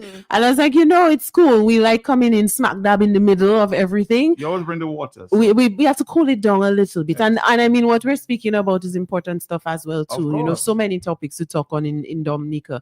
But what we are bringing today, it's something that most people don't pay attention to. And I think only once we came on and we had a segment, speaking about it. But this time we are observing an entire week at the NCCU. And this is the first time that we are observing the week. I'm not going to say what it is yet. I'm just greeting you. So again, good morning to all our NCCU members. Special good morning to you. You know the business already. If you feel left out from this wonderful, lovely greeting, you need to become a member of the NCCU and then it will apply to you as well. Shout out to all our staff at all the locations, the 11 locations across the island, all of which are not open today. Grand Foy is not open today, but the staff, they are definitely at work in the Lapland office. So a shout out to all the staff of the NCCU. And yes, let's have a good one. We always have a good one with Matt. So let's have a good one. Always. And I was introduced to your new location. I was like, wow. Yes, I heard you got inside scoop. Listen, I'm not even getting involved. Inside scoop. You know my girl always tell me. Yes, I was just going to say, avid listeners to the show know that I, Shari, do not get involved in Matt and his girl's business. So I just got that information and I was like, oh, okay. So I'll let my colleagues, I'm not alone, of course. So I'll let my colleagues just greet you and then we'll go from there. All right. Hi. Good morning, How you doing? listeners of Q95. I'm great, Matt. Always happy to be here with you, especially, but of course, your listeners as well. My name is Monique Jeffrey. I'm the marketing assistant at NCCU. So just here to greet you. We have a lot of good information for you. It's going to be a very good week at NCCU. It's a great week to be a member. Okay. And especially Shari, we didn't shout out a special staff member today. Everyone's accustomed of hearing you doing Shari and myself. That is true. But we have one special staff member who's also part of with a deep voice. Yes, a deep voice. Yes, the only deep voice on the team. And it's his birthday today.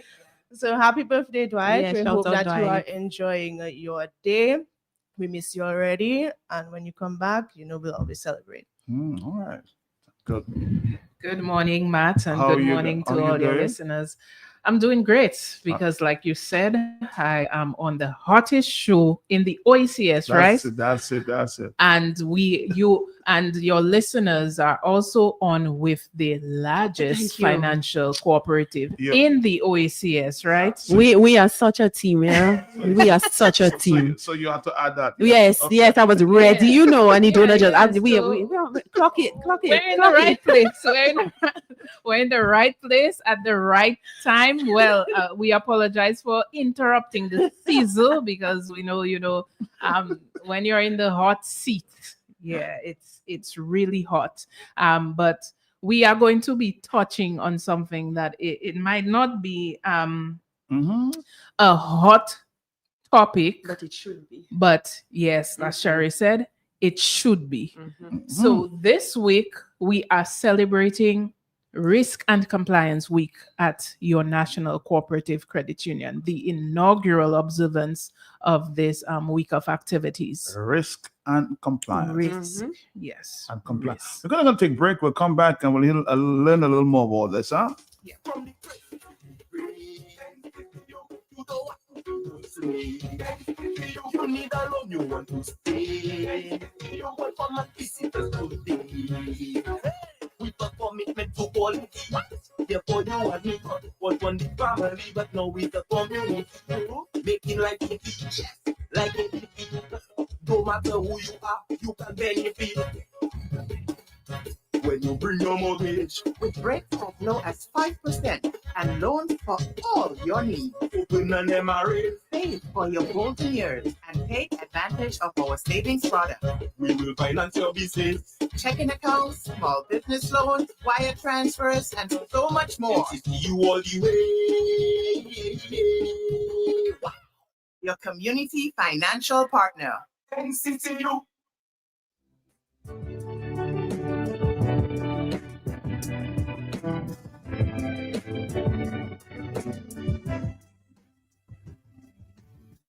A reminder to you. Update your account, keep your details true. When we make requests, please comply too. It helps us protect both me and you and keeps your finances safe and secure. Your data and privacy matter too. Remember, protection is our promise to you. Together in all we do, safeguarding our NCCU community. That you sing it with a free.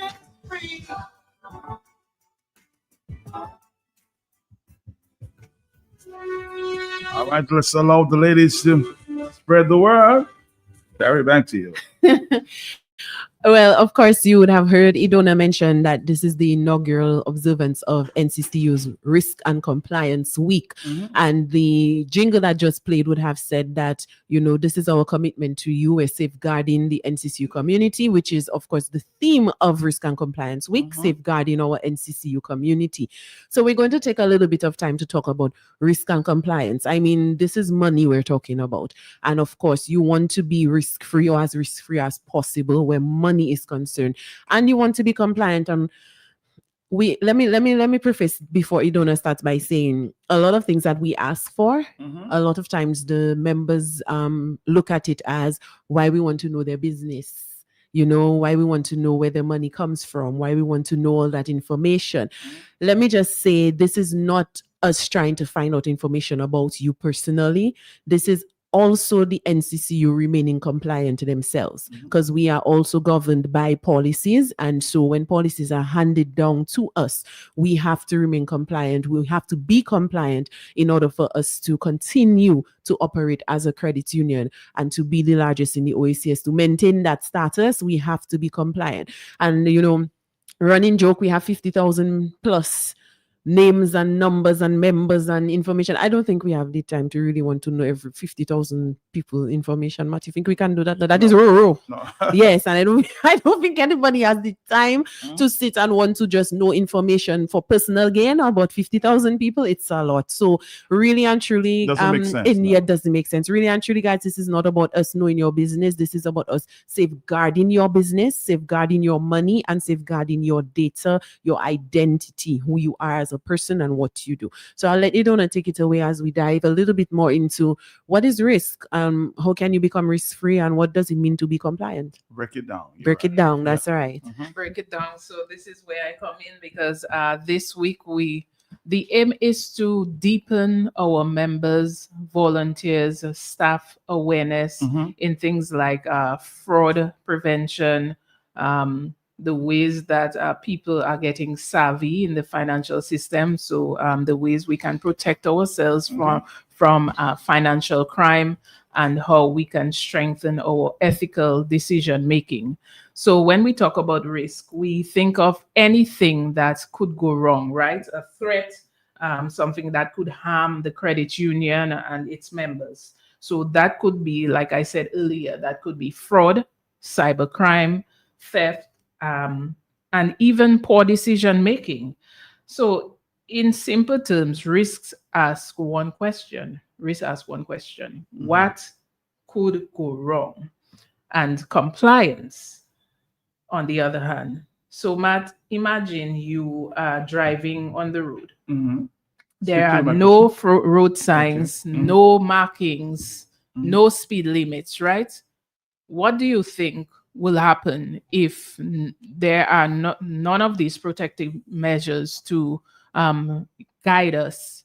You'll have a lot of accidents. Correct. It's going to be risky. We're going to have a difficult journey. You know, no traffic police to ensure that everyone is doing the right thing and adhering to the laws. So compliance works in the same way.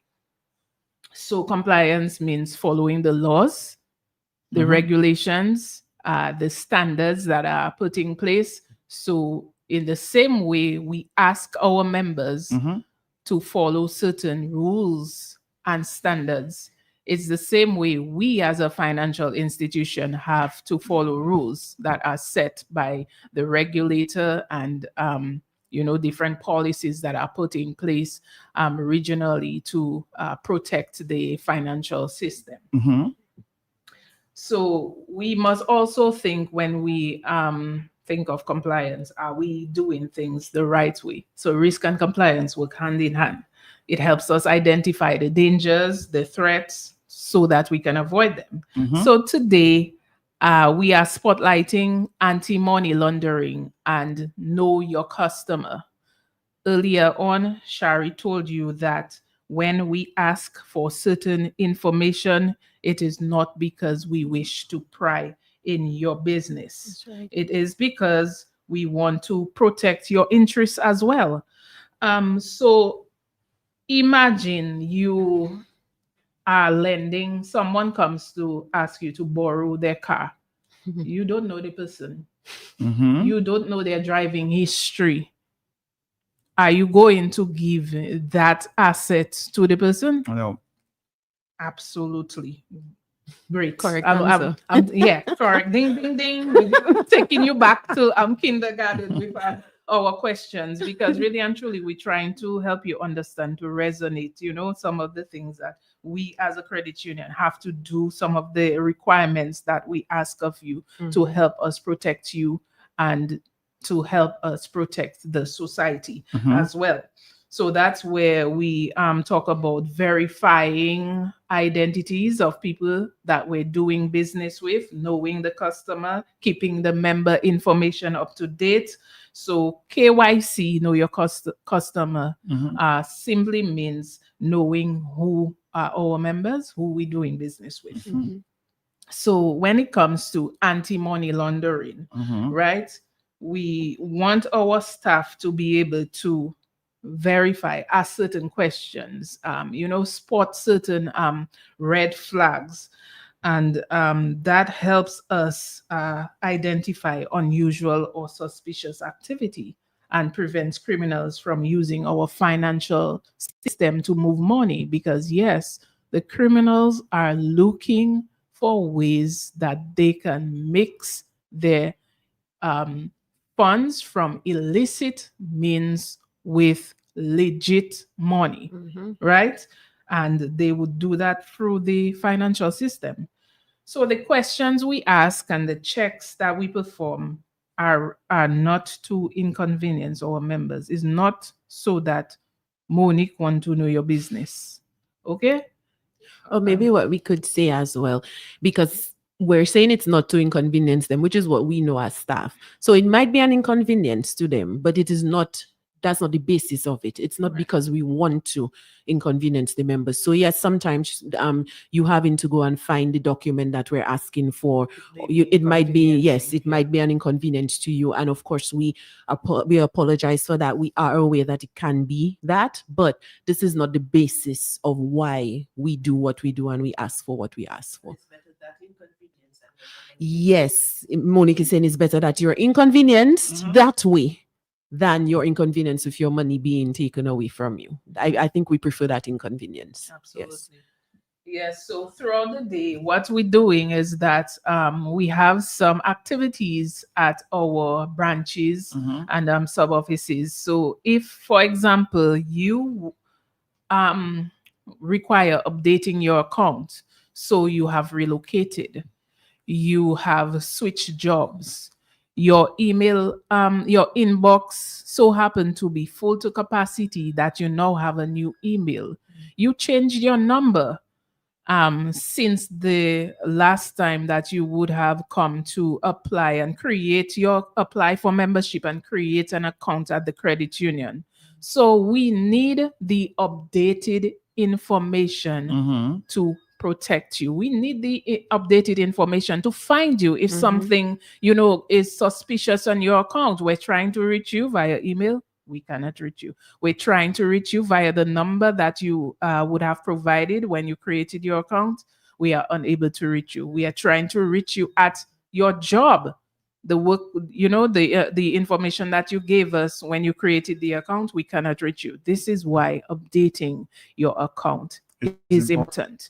An additional point there, we're trying to reach you by the name that you gave us, and we cannot reach you, which means that because we do have some people who change not just their maiden names, but they also change their first name. There are some people who go around and they do what they have to do to change the name that they were their birth name, and they change that. So that's important. And as I mentioned, maiden name. So if you got married, ladies, and you are changing over your surname or even adding the surname to it, you need to let us know. If divorce is what happened and you are getting rid of the surname, you also need to let us know. Come in if the certificates, showing those things, because you also don't want us to be calling you at the wrong name, looking for the wrong person.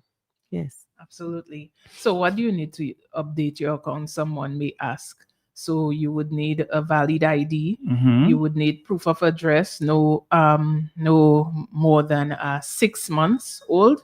People always keep asking, why I have to do that over and over again? Yeah, it's important. So, I just said why. So proof of address documentation could be a utility bill. It could be a tenant agreement. It can be, that is, if you are renting. It can also be a letter from your village council. Okay. So all that will show, where you live, your residential address. Shari spoke about marriage certificate or divorce decree, and also for our overseas residents, your tax ID number. And again, we are currently asking our overseas members, if you are planning to come for independence, and all of this information has changed, you will want to work with the required documentation so that you can sort out your affairs at the credit union. Matt, you want to take that call? No, not yet. We're not ready to take calls yet. Okay. Yeah. I guess I'm getting excited. Yes. So this week, today, like I said, we are observing AML and KYC Day. Throughout the week, we will be giving you. But the question is just how often do you have to update? Every 6 months, if your information has changed. Every change, quite frankly, it's a better way to go about it, saying that. So it's better to put in your mind, hey, this has changed. I need to let my financial institution know. And listeners, this is not just from a credit union perspective. This is not just from the NCCU perspective. This is from financial institutions across the board. So I think it's better to put in your mind, there's a major change in my life. I need to let the people who are keeping my money know, because they need to find me. Let's take a phone call. Are you there, caller? Yes. Hey, Matt. Yeah, I'm here. Hey, good morning to you. Yes. Caller, yes, go ahead, sir. Yeah, by way of compliance, there's a major development and major shift in policy at the Roseau Credit Union right now. Okay. That we are going to push the people and their names that are delinquent to the credit union.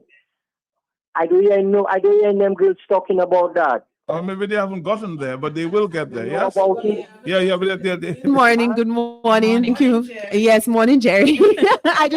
But since Monique sent the name, I will echo. Good morning, Jerry. Yes, very avid member of the NCCU. Yes, we just have not gotten to that as yet. There is a shift, but of course, not a shift that is just taken without the membership, because the membership had a vote on this. So it's not just the NCCU deciding to do this. It was a motion that was brought to the membership at the recently held AGM. So we will touch on that in a bit, yes. But just to reiterate what I was saying, once there is a change in your life, a change in your business, a change in your name, a change in your income, things like what Idona mentioned, you have the responsibility to let your financial partner, your community financial partner, your NCCU know, so that we can update the account accordingly. Yep, for sure. Right. So earlier on, I spoke about the requirements from overseas members. Yeah, I spoke about the requirements that we would require from overseas members, which would be your tax ID number. again, this is to help protect our members, and this is also to help us be compliant with international laws. We do have a campaign ongoing called the Common Reporting Standard Requirement, CRS. So this is not something that was born out of NCCU.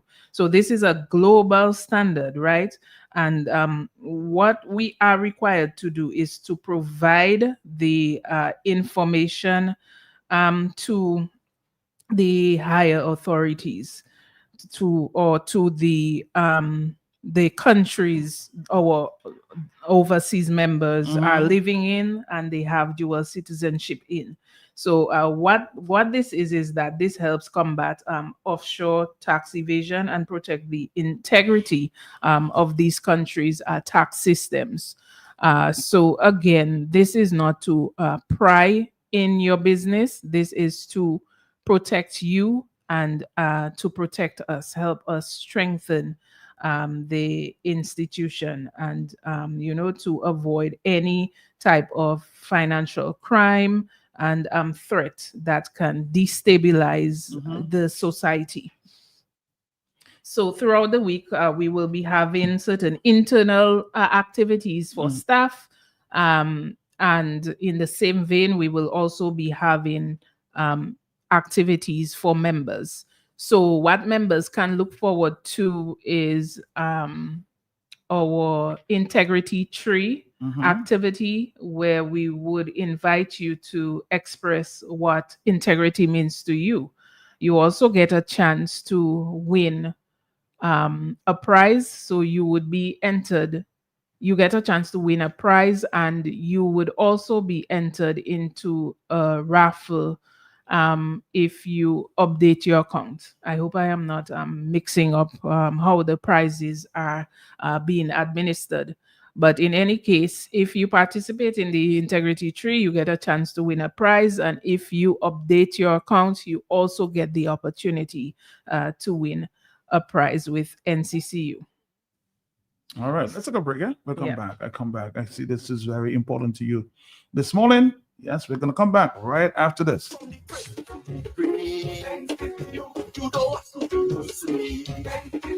need a love you want to see.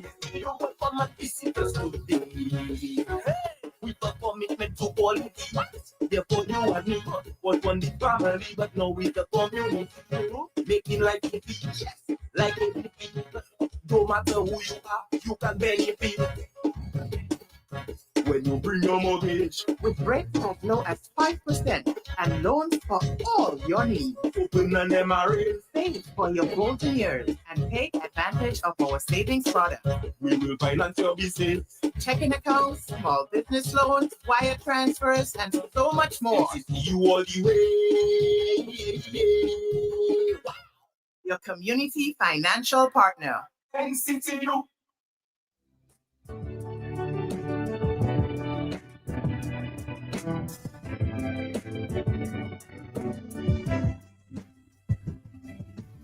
Here's a reminder to you.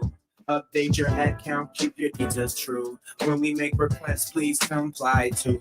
It helps us protect both me and you and keeps your finances safe and secure. Your data and privacy matter too. Member protection is our promise to you. Together in all we do, safeguarding our NCCU community. That our commitment to you. Sing it with us now. Rent free.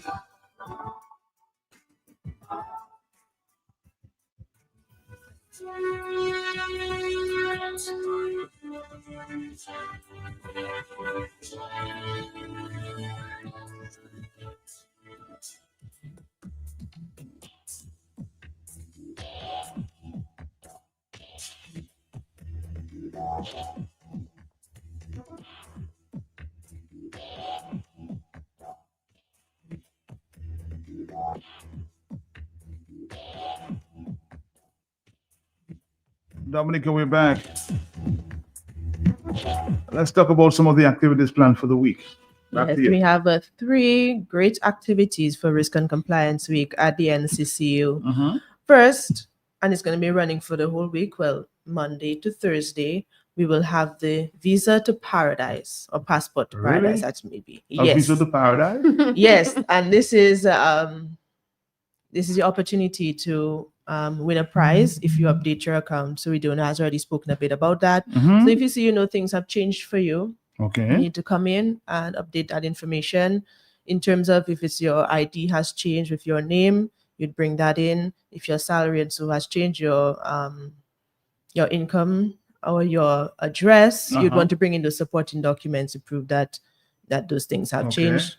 When it comes to your email address or so on, that's just documents that you fill in with us, and that will be put onto the system so that anyone can access that information if they need to contact you. Okay. So if you see you go to update this week between Monday and Thursday, make sure you do not leave without your Passport to Paradise. At the back, there is a little raffle ticket that you will fill out, give it to the teller. They themselves will verify it and put it into the draw for you. Uh-huh. And the draw will be called, I believe, on Friday. The Draw to So you Paradise. can look out. Where will you be heading for Paradise? That's a little surprise for you. Oh, okay. All right, so you wait until Friday for that. Okay, Oh, Matt? All right. I want to know where Paradise is. Yeah, well, we are in paradise soon. Exactly. All right. And of course, we have our integrity tree, which will be at every location on Thursday. Yes. And Friday. And Friday for St. Paul. Yes, Friday for Since St. Paul, Paul's because they are closed, closed on a Thursday. And you will tell us what integrity means to you. At the credit union, it's very important that we all trust each other. This is essentially one big kudme. We're all helping each other. Okay. So we have to trust each other.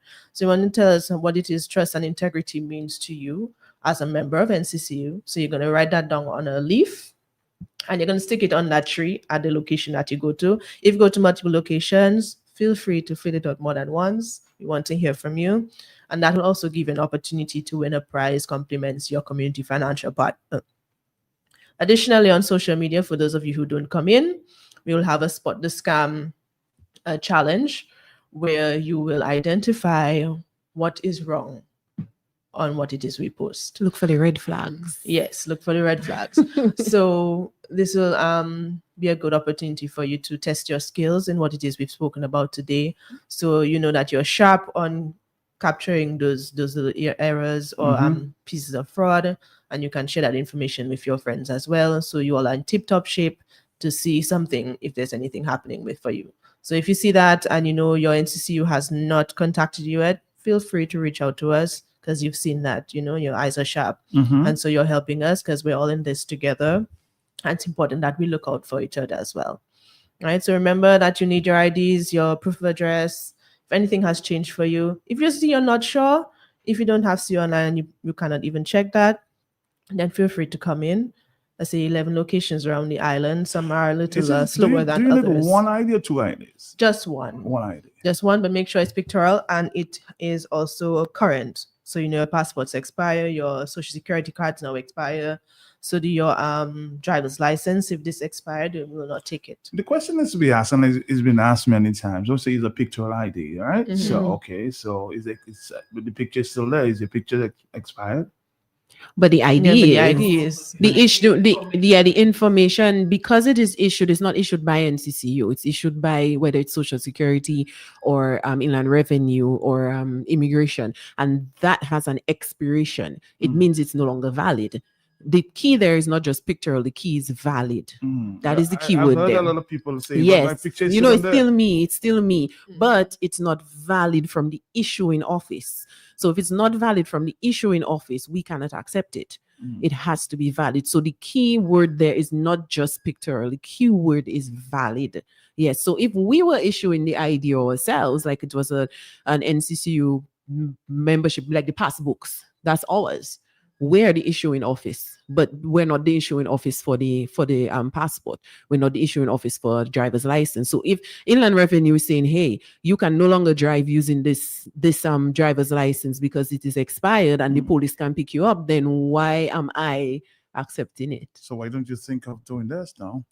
Issuing our own ID. That'd be interesting. That's an interesting one. I've never gotten that one before. So it's out there in the airways on the hottest show on the OACS. So my pictures in my book.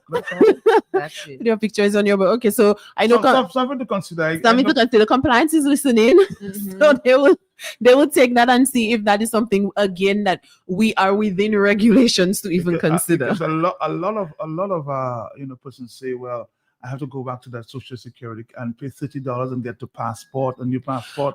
How much? But you have to pay it anyway, because if you're going to travel, you must update. If I have a one-time ID with the National Credit Union, that goes on. Well, it's just something to consider. It's something to consider, and yes, I'm just throwing it out. We have heard that. Yes, we do get that at times. We do get that at times from the members. Yes, we do. Just a thought. Talk to me. Someone has up to 3 IDs or can have up to 3 IDs, Can. right? Some people don't. A driver's license, Mhm. a social security card, a passport. Some people don't have none of what you just mentioned. But I think the issue that we get is not necessarily that the ID is not being updated, is the fact that they have to come in and bring it to the NCCU. That is the issue, I think. Because no matter what, once you're going to travel, you must keep an updated passport. If you're going to drive, you have to have an updated license. But I think they're saying since it's already at the credit union, why do I have to come to credit union to update that? You know, the ID that's on there. So that is the thing. But as I said, if we're not the issue in office, which we are not, there is no legal reason why we should accept an ID that's not valid, because the governing body or the issuing body is saying this is no longer acceptable. Okay. So, but don't you have it in the system itself? yes, it would be in the system, but it's not the valid one. Because remember, you're coming in with your ID and we're going to scan a copy or take a copy of the ID. It would have the expiration date on there. So once that is done, it's expired. You now would have to come in with your updated one. But of course, an updated ID is not one that you just have to come in with every time. The change that we're speaking of, if something changes, is not your ID, we're talking about. Those changes we're asking for is if your changes in contact, your changes in name, your changes in status, in terms of your money status, in terms of what you're receiving now from your job, if you've gotten a promotion, if you have additional sources of income. Those are the changes that we're asking you to come in. We don't have members coming in every time they update an ID. So if my driver's license expires in May, and then my passport is expiring in October, and my social security is expiring in December, credit union is not looking for me to come in May, October, December just to update that. No, so that's not what we're saying. However, if you're coming in to update because you have another change that happened, you need to ensure that you come with the ID, because what you have on file may actually be perfect example. Hold on. Are you there, caller? Yes. Yes, Matt, I am there. Yes. Good morning. Morning. Very, very, very, very good question you asked the lady about the credit union issuing an ID, because I'll tell you here, Bank of America, you can have 1 million ID. They give you that ATM card and your picture is on the card. So when you go in, you can use it as a form of ID when you swipe your card in the machine inside of the bank. Because no matter what you go to do, you put your they'll ask you, do you have a Bank of America account? You put your card in there, you enter your PIN, and your picture is on the bank card. I can send one for you, Matt, for you to see. So that's a very good question. And according to you, not everyone. And give me some access to that account, huh? What? And give me access to the account. Just send me the ID. Just send me Yes, an ID. I will. When you come up to the US, just tell me. I tune in kind of late. Okay, go ahead. One of the questions I would like to ask is, with all the scam and all the things that's going around, because sometimes things come on your phone with even the logo for some of the business places. With the elderly people, some of them, how we would say, not so acquainted with all this internet stuff and whatnot. You have scammers that call you, and you cannot tell if you just sometimes it might just click in and say, don't give the information, because they always warn you here, especially with your social security number. I tune in late. I don't know if they have spoken about it.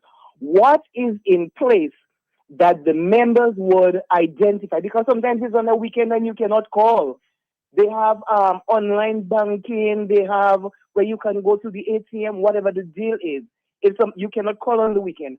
What does the credit union have in place in case, especially if you live in the US and your information gets compromised? What they have in place to, I'm going to show you, because even when things happen to your account, you call 6 million times, they have an international line that never works. So sometimes you have to call direct. What do they have in place to secure you as the person living away when you are told 1,000,001 times they don't care who? Do not give your social security number over the phone. I would like to know that. Thank you. All right, questions here. Well, one of the things I'd like to say, thank you, caller, for the queries that you raised. With regards to what is in place, you are correct that there is nothing available over the weekend specifically that you could reach out to a specific number or the numbers that we would have put out during that time. However, what we do have our members do, and we do respond, is they do reach out via social media. So we do respond that way. It is something that is in the works to organize contact for the membership, especially as these queries come up more and more. We are taking note. So we have already begun the conversation with regards to access to being able to get responses throughout the weekend time. And so this is something that we are definitely working on. With regards to the first part of what you mentioned about the scammers using even the logos of the institutions to try to get people to give information, we definitely implore our members, and this is something that we do all the time with our education drives, to let the members know there are certain things that NCCU will never do. There are certain things you will never get your NCCU to do. And those things include asking you to click on links and sending emails to you, asking you to put in your information. We will not ask you to do those things. It will not come from your NCCU asking you for your password or your username to see you online, asking you for your account details. Things like that will not be asked to you via those platforms. So we urge our members, if you receive anything like that, and when in doubt, please reach out if you receive anything like that. A quick tip that one of a friend shared: when you get an email and you see it is saying, check the email address it is coming from. It might say, because we've been online all the time saying membercare@nccudominica.com, you may get an email that says membercare@nccudominica.com something else, because they do not have access to our domain. So the email address will not end with @nccudominica.com. It will have all that. They will make the email address look like that. So it might say membercare@nccudominica.com whatever is the domain that they have control over. So one thing you can always do is to check the email address it is coming from. And 99% of the times it's fishy. Yes, a red flag is raised because of what is there. So if there's an additional thing to that email address, it is not your NCCU. They could also make it that it comes from membercare@nccudomca. So they might leave out a few of the letters, create the domain to look like it's Dominica, but it's actually missing maybe an I, maybe an N. Member maybe spelled BRE instead of BER. So there are little things that you can use, that you can look for yourself to be able to safeguard and say, okay, this looks like an email from my NCCU, and it'll have the logo and everything, but this is not legit. So the onus is on us as members, because we have to do it too. It's not just, we're not exempt.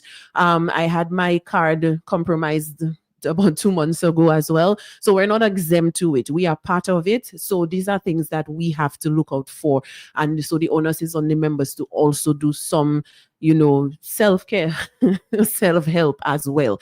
But we are taking note of these things. And yes, I remember some time ago we came on here and we said, it might seem slow for things to change, but we are actually paying attention and taking note and bringing it back to what Jerry called about. This is how things change. We have to put the policy or the resolution together. It has to be brought to the membership, and the membership has to vote Are on that. Are you guys getting better at taking calls? I know that's been a big complaint.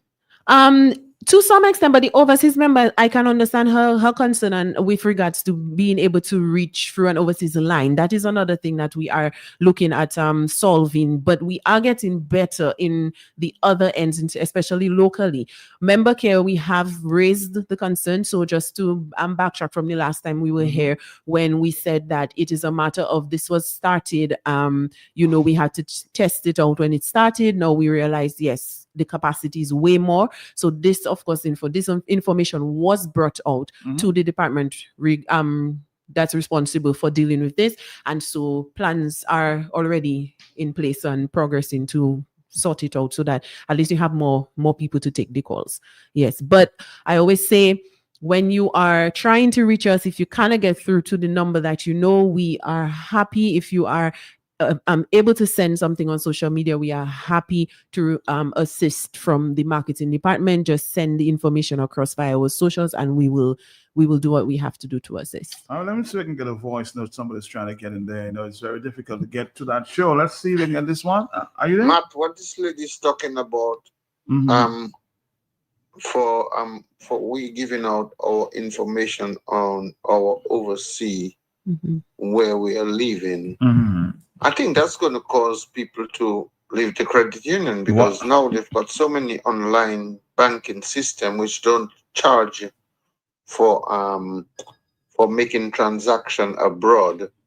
So people will just cancel their account or basically just get rid of the account because they have another option now, because a lot of online bank now don't charge you when you use the card in foreign countries. A lot of, even my bank don't allow that anymore. They used to charge me before, they don't anymore.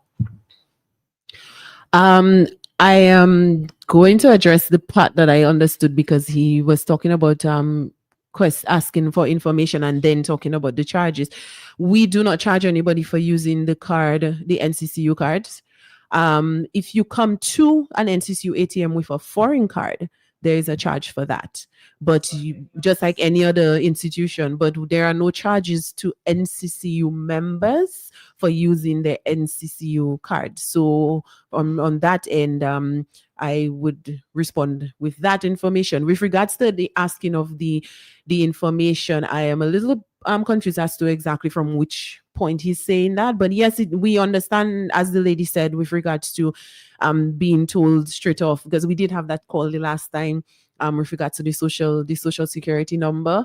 What I can do is, again, urge the members, please, if you are concerned about something, or if you are not sure, if you are even unwilling about doing something that you have been asked for, send in an email stating what it is that the issue is, and let one of the members of staff explain, let them reach out and have a conversation with you. On the telephone, are you there? Yeah? Yeah, lucky me today, Mr. Matt. I have another question. To me, every time people come on your program, they're always fixing up their phone system, but sometimes you go the next minute, weeks after, still not. I don't know how long it's going. You're serious? So how often are they doing that to you? Matt, you like trouble. I will tell you when I see you in person. I don't want to expose them too much. Okay, go ahead. Another thing is, when you come to update your information at the credit union, you have ID, whatnot with you. They want to ask you for your mother birth certificate, your father birth certificate, what did they die, what did they bury. I mean, like, I have an ID, I have a social security number, I have information about my account. Why you asking me for tax ID? What if I'm not working? I don't have a tax ID. Where am I going to get one for you? You have to bring everything. Even the US will not ask you for. I agree they have to comply with certain rules, but like some of the things they're doing, it's just ridiculous and frustrating to you You don't have to deal with some of these things here. And when you come, they want to ask you the length of your intestine. Sometimes you never even do biology and you don't know. Make things a little easier for people that you secure your information. I give you an ID. When come, the same thing to talk about the ID. Social Security, the man has said on your program many times, it's not, they don't use it for ID. Places ask you for it, but Social Security claim like it's not really a form of ID. Sometimes you don't have a passport. You don't drive. I don't leave home. Will they accept my US ID? I came home and sometimes I want to use a government ID from here that is more than legit. You give them a military ID, they don't even know what it is. So I don't know. It's just a commerce when you come home and you have to do business in these places. Thank you. Thank you again. Thank you. Thank you. You know, Matt, you know me. I love those calls. Because listen, all of this is an opportunity to grow, to learn, to fix things. Yeah. And this is what I always say when we come on. Let us know. Tell us, I don't know if there are places that shy away from getting what somebody would consider fire or pressure, but this is the correct thing because this is how you find out. You're very transparent. Yeah, we have to be. It's important that we yes, if there's an issue, we need to know. So I am very, very happy for this. I would love to continue a conversation with her. To get to the bottom of everything as to why her experience was not the best, and specifically because she mentioned that we asked for the length of the intestines. I would hope that a staff member didn't ask that. Yes, I know. So, just to continue that. So I would be very, very happy if you could maybe just send an email to us at marketing@nccudominica.com, marketing@nccudominica.com. That is specifically for my lady who just called, marketing@nccudominica.com. Or if you are on social media, just send us a message via Facebook or Instagram. Any one of them is fine. We would love to have, some more conversation. If you get some more insight, gather some more information, some details so that we can work on everything. Just wanted to speak just in general. Before you go, let me take another phone call. Are you there? Yes, are you there, caller? Yes, good morning. Morning to you, sir. All right, good. If I use my NCCU card and I go to, say, for one of the supermarkets in town, but the machines sometimes is issued by NBD, sometimes it's issued by Republic. Is my card going to be charged because I paid with NCCU card on a, let's say, NBD machine or a Republic Bank machine? Could you clarify that for me, please? Thank you. If there is a charge for that, it is not from the NCCU. The issuing the bank who owns the machine would have charges, yes, that they would put on if there is a charge for that, yes. As far as I'm aware, I do not believe there is a charge for that. However, if there is a charge for it, it's not issued by the NCCU. No. Yeah, but I want to say in general, in regard to what the lady was talking about with the overseas members, speaking as someone who has worked in our legal department and our member services department for some time as well, the different documents you bring, especially when it's issued, some are from the States, some are Dominican, there are, you said it yourself, certain standards that we have to meet, but there are local standards and there are international standards coming from the US as well. They have their own standards that they impose upon us to make sure we keep our relationship good so that you can continue to bank between Dominica and the States. And so there, yes, we will ask for certain documents when you bring in these different documents to make sure that everything aligns properly. So if any other of our regulators, whether from here or from the US, come to ask a question, we can answer them properly to make sure that we are compliant and everything can go smoothly and we can continue to be part of the system. Let's take a phone. I know it's tedious, but it is necessary. More phone calls. Are you there, caller? Yes. Matt, good morning. NCCU. Are they talking about a particular issue or can I speak about something else with NCCU? Well, they're talking about compliance, but if you need to talk, I don't think they would, be against what you're saying. But I want to talk about the MRA. But all right. 2 years ago, I went to apply for an MRA. I had with me at the time my brand new passport that the government had just issued. I presented it to the teller at the time and I said, okay, I want to open an MRA. I'm being told that I cannot use my passport. I need my birth certificate. I'm saying to the young lady, look, the new passport, I have to get a brand new birth certificate to get my passport. So how is it I cannot use my passport to register for an MRE? And you know they refuse to take it. So I want to know, why can't I use my passport, which I can use for anywhere else? Why can't I use it so I can get an application for an MRE? All right, and do they think that is a silly policy to have? Saying that to get a passport, you have to bring your birth certificate. Thank you. Thank you. A lot of questions coming your way today, and time is of the essence. Time is of the essence, but I'm loving all of this. Okay. Okay. No, you cannot use anything else but the birth certificate to open the MRE. He's correct. Seems petty, seems foolish. However, have you ever noticed that there are times people have two different birth dates? You have a birth date on a passport, you have a birth date on something else. We have seen it. No, everything that the NCCU does, it's not, as we say, it's not in an effort to inconvenience the members. It may be an inconvenience, but it's not in an effort just to inconvenience you. If we have to make payments off on something, it's going that matures. When you mature, quote unquote, at that age, it is going to be made off the birth certificate. So we need the original, because this is something that pertains to when you turn a certain age. Okay. So we need to have the actual document that says you're going to turn that age at that time, which is your birth date.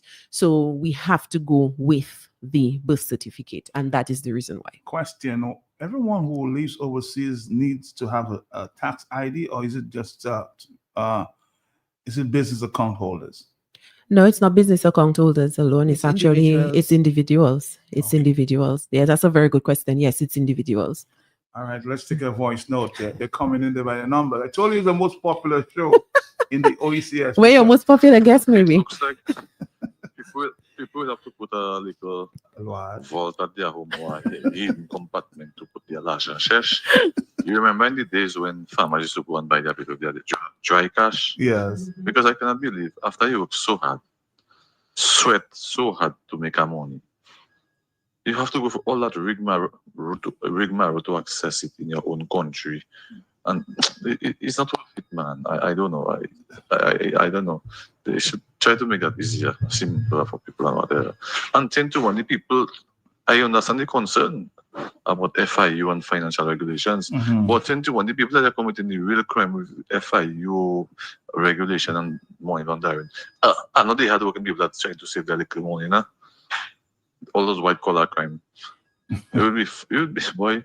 Anyway. I agree. I understand. Again, that is something we hear a lot of times. You know, well, better I just put my money under my mattress. Better I just have it in my. Better I just keep it on my person. Yes, we hear that a lot. Absolutely. I mean, recently we were doing a walkthrough in Yes, Warner. in Warner, we yes. met a very interesting member who said that he does not bank. He saves his money under his mattress. Oh my God. However, caller, the other thing you have to think about is that when you save your monies within a financial institution, you earn interest, right? You earn interest and you also receive dividends when the financial institution reports its financial performance at the end of the financial year. So that is something that you would need to consider. If you put it under the bed or in the vault, it's not earning any kind of interest, right? On top of that, your money is insured.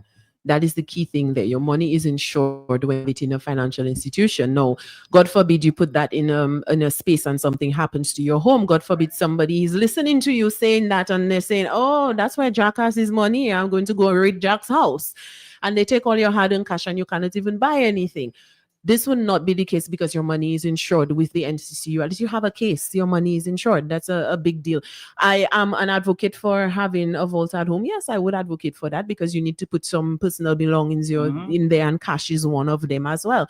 But I am a big advocate for keeping my money in a financial institution, especially because I know it's safe. Now, one of the big reasons why you find all that rigmarole is to keep it safe, because I don't think anybody wants to sit and do this, like willingly to sit and do this.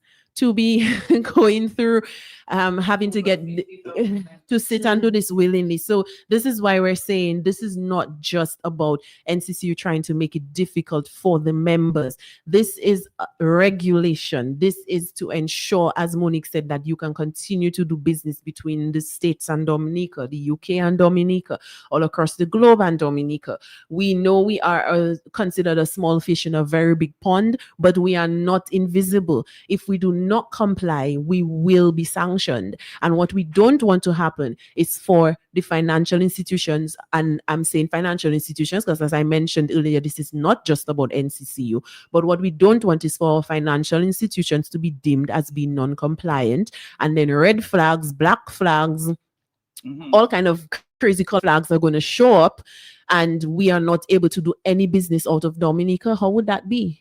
That we're not trusted. We need to ensure that our financial institutions remain trustworthy, and this is how we do it. Yes, we understand the inconvenience. It's there because, like we said, the beautiful thing about NCCU, about credit union movement, is we sit here as staff members, but we are members. So the same things apply to us. The only difference, Matt, is that I may be able to take my documents and bring it directly to my colleague, but I have to get the documents. I have to get the same documents. I cannot open an MRE with my passport. I had to open it with my birth certificate. I have to get the same updates, the same documents, the same things. I have to get it. So we understand. So we're not just coming from a point of do this, do that, and we hear you. Our colleagues are even harder on us because we know yes. what it is we have to do. Yes. So they might be nice with you, but then they'll watch us side eye. So that is even harder. But somebody who works in a very big institution, the regional financial institution, says, Madam, this is just backward. I use my passport to do all what I need to do or mention here in St. Kitts. I use my driver's license from Dominica here. The ECCB and CARICOM is trying to make this inter-regional transaction simpler for the citizens of the region. Yet these people with the internal rules are just too slow to come on board. And that's appreciated. But then what I will say is both examples that we have had have a keyword in there: bank. There's a difference. We are not governed as banks. So we always have to remember that. And somebody may combat this statement by saying, well, the credit union in the States.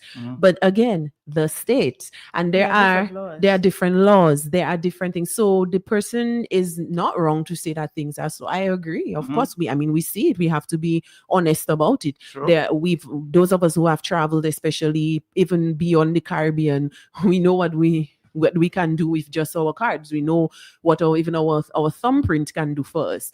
So we understand, yes, and we appreciate that. But however, let's bring it back. We're not a bank. We are governed as a credit union, and we are governed by different laws in our country and different laws and different policies that would be handed down to us. So we're not doing this because we are creating those policies. We are abiding by the regulations that we are under. But thank you for sharing that information because we know how far we have to go still. Yes, for sure. We're going to go final call. We're over time, but I'll give you one more minute here. Hello, talk to me. Yes, more questions are coming in. Are you there, caller? Yes? Yes, sir. Morning. Quickly, yes.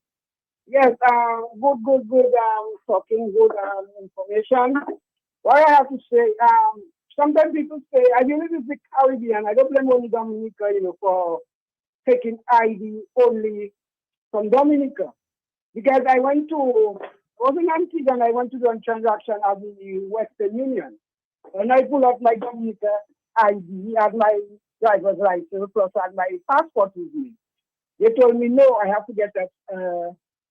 No, I didn't have the passport, but I did first the driver's license. And they tell me I cannot do it with the driver's license. I have to get either my passport, Dominica passport, or a social security card from Antigua. Another question I would like to ask. We remember that between last year or 2 years ago, the Prime Minister stated that, to take out money from the credit union to give back to the government, like a tax.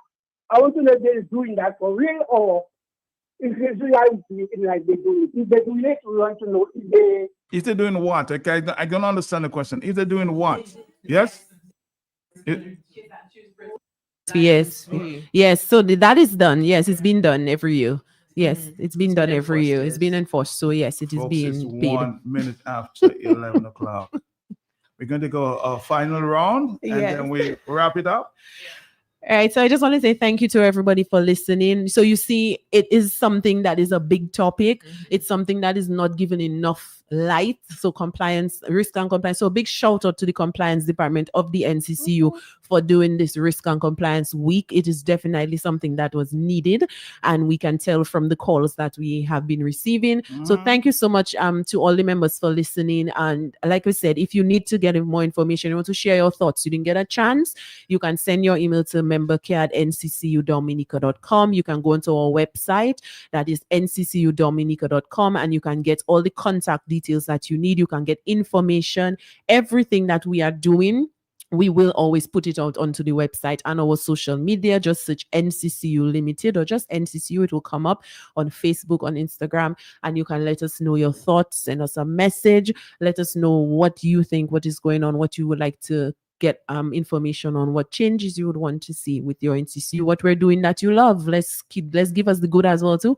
So if you were doing something that you love and you want us to keep it or bring it back, just let us know and we will definitely take note on that. But compliance week is on, risk and compliance week is on this week. As we said, there are chances to win. We want to urge our members to update their account. We want to urge members to come in and ensure everything is going good with their account, with their information, their communication with us. We want to keep the lines open. The lines of communication need to be open.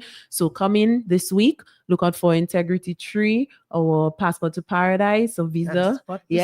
And Spot the Scam coming up this week. All right. Well, thank you very much. I want to remind everyone, Oh, you want to? that you want we to- are one big institution, and Okay. it's one big pool across the globe. So remember, it's no man is an island. We all have to work together. So we need you. Once you're compliant, we are compliant, and everything is very nice. All right. The message that I want to leave with the public is that compliance is not only NCCU's business, it's Okay. all of us business, because we all have a stake in NCCU, right? You have your monies there, you took your loans with us, so you have a stake in the credit union. So just engage with us. You know, we love the questions because it's an opportunity for us to see how we can improve things and service delivery for you. And stay tuned for our fraud prevention tips. Stay tuned for our COO's ethical message. And come engage with us in our branches and our sub offices throughout the week. Thank you for listening. Thank you for listening. Thank you, man. It's Father's Day coming up on. Yes, Father's. Oh, yes. So look out for what NCCU is Are we offering. all celebrating Father's Day? If we all celebrating Father's Day, I'm celebrating my dad and my husband. Yes, but I'm not celebrating Father's Day. You want to? Anyway, we'll thank you. See, you know, these two people talking. We'll talk later. I'll see you next week. Thank you.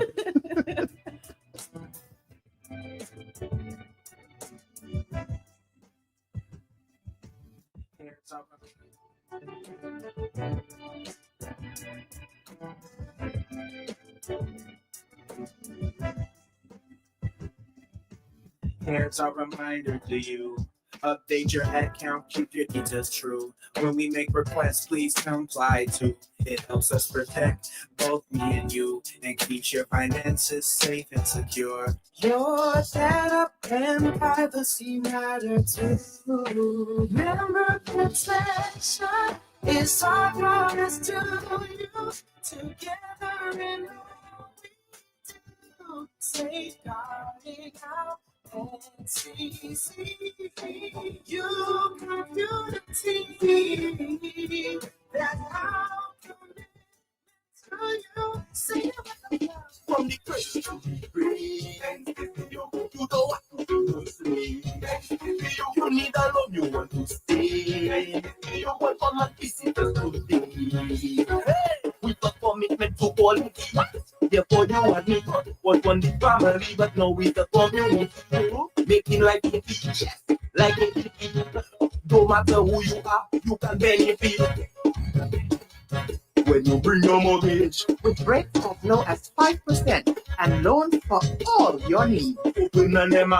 Save for your golden years and take advantage of our savings product. We will finance your business. Checking accounts, small business loans, wire transfers, and so much more. You all the way. Your community financial partner. NCTU.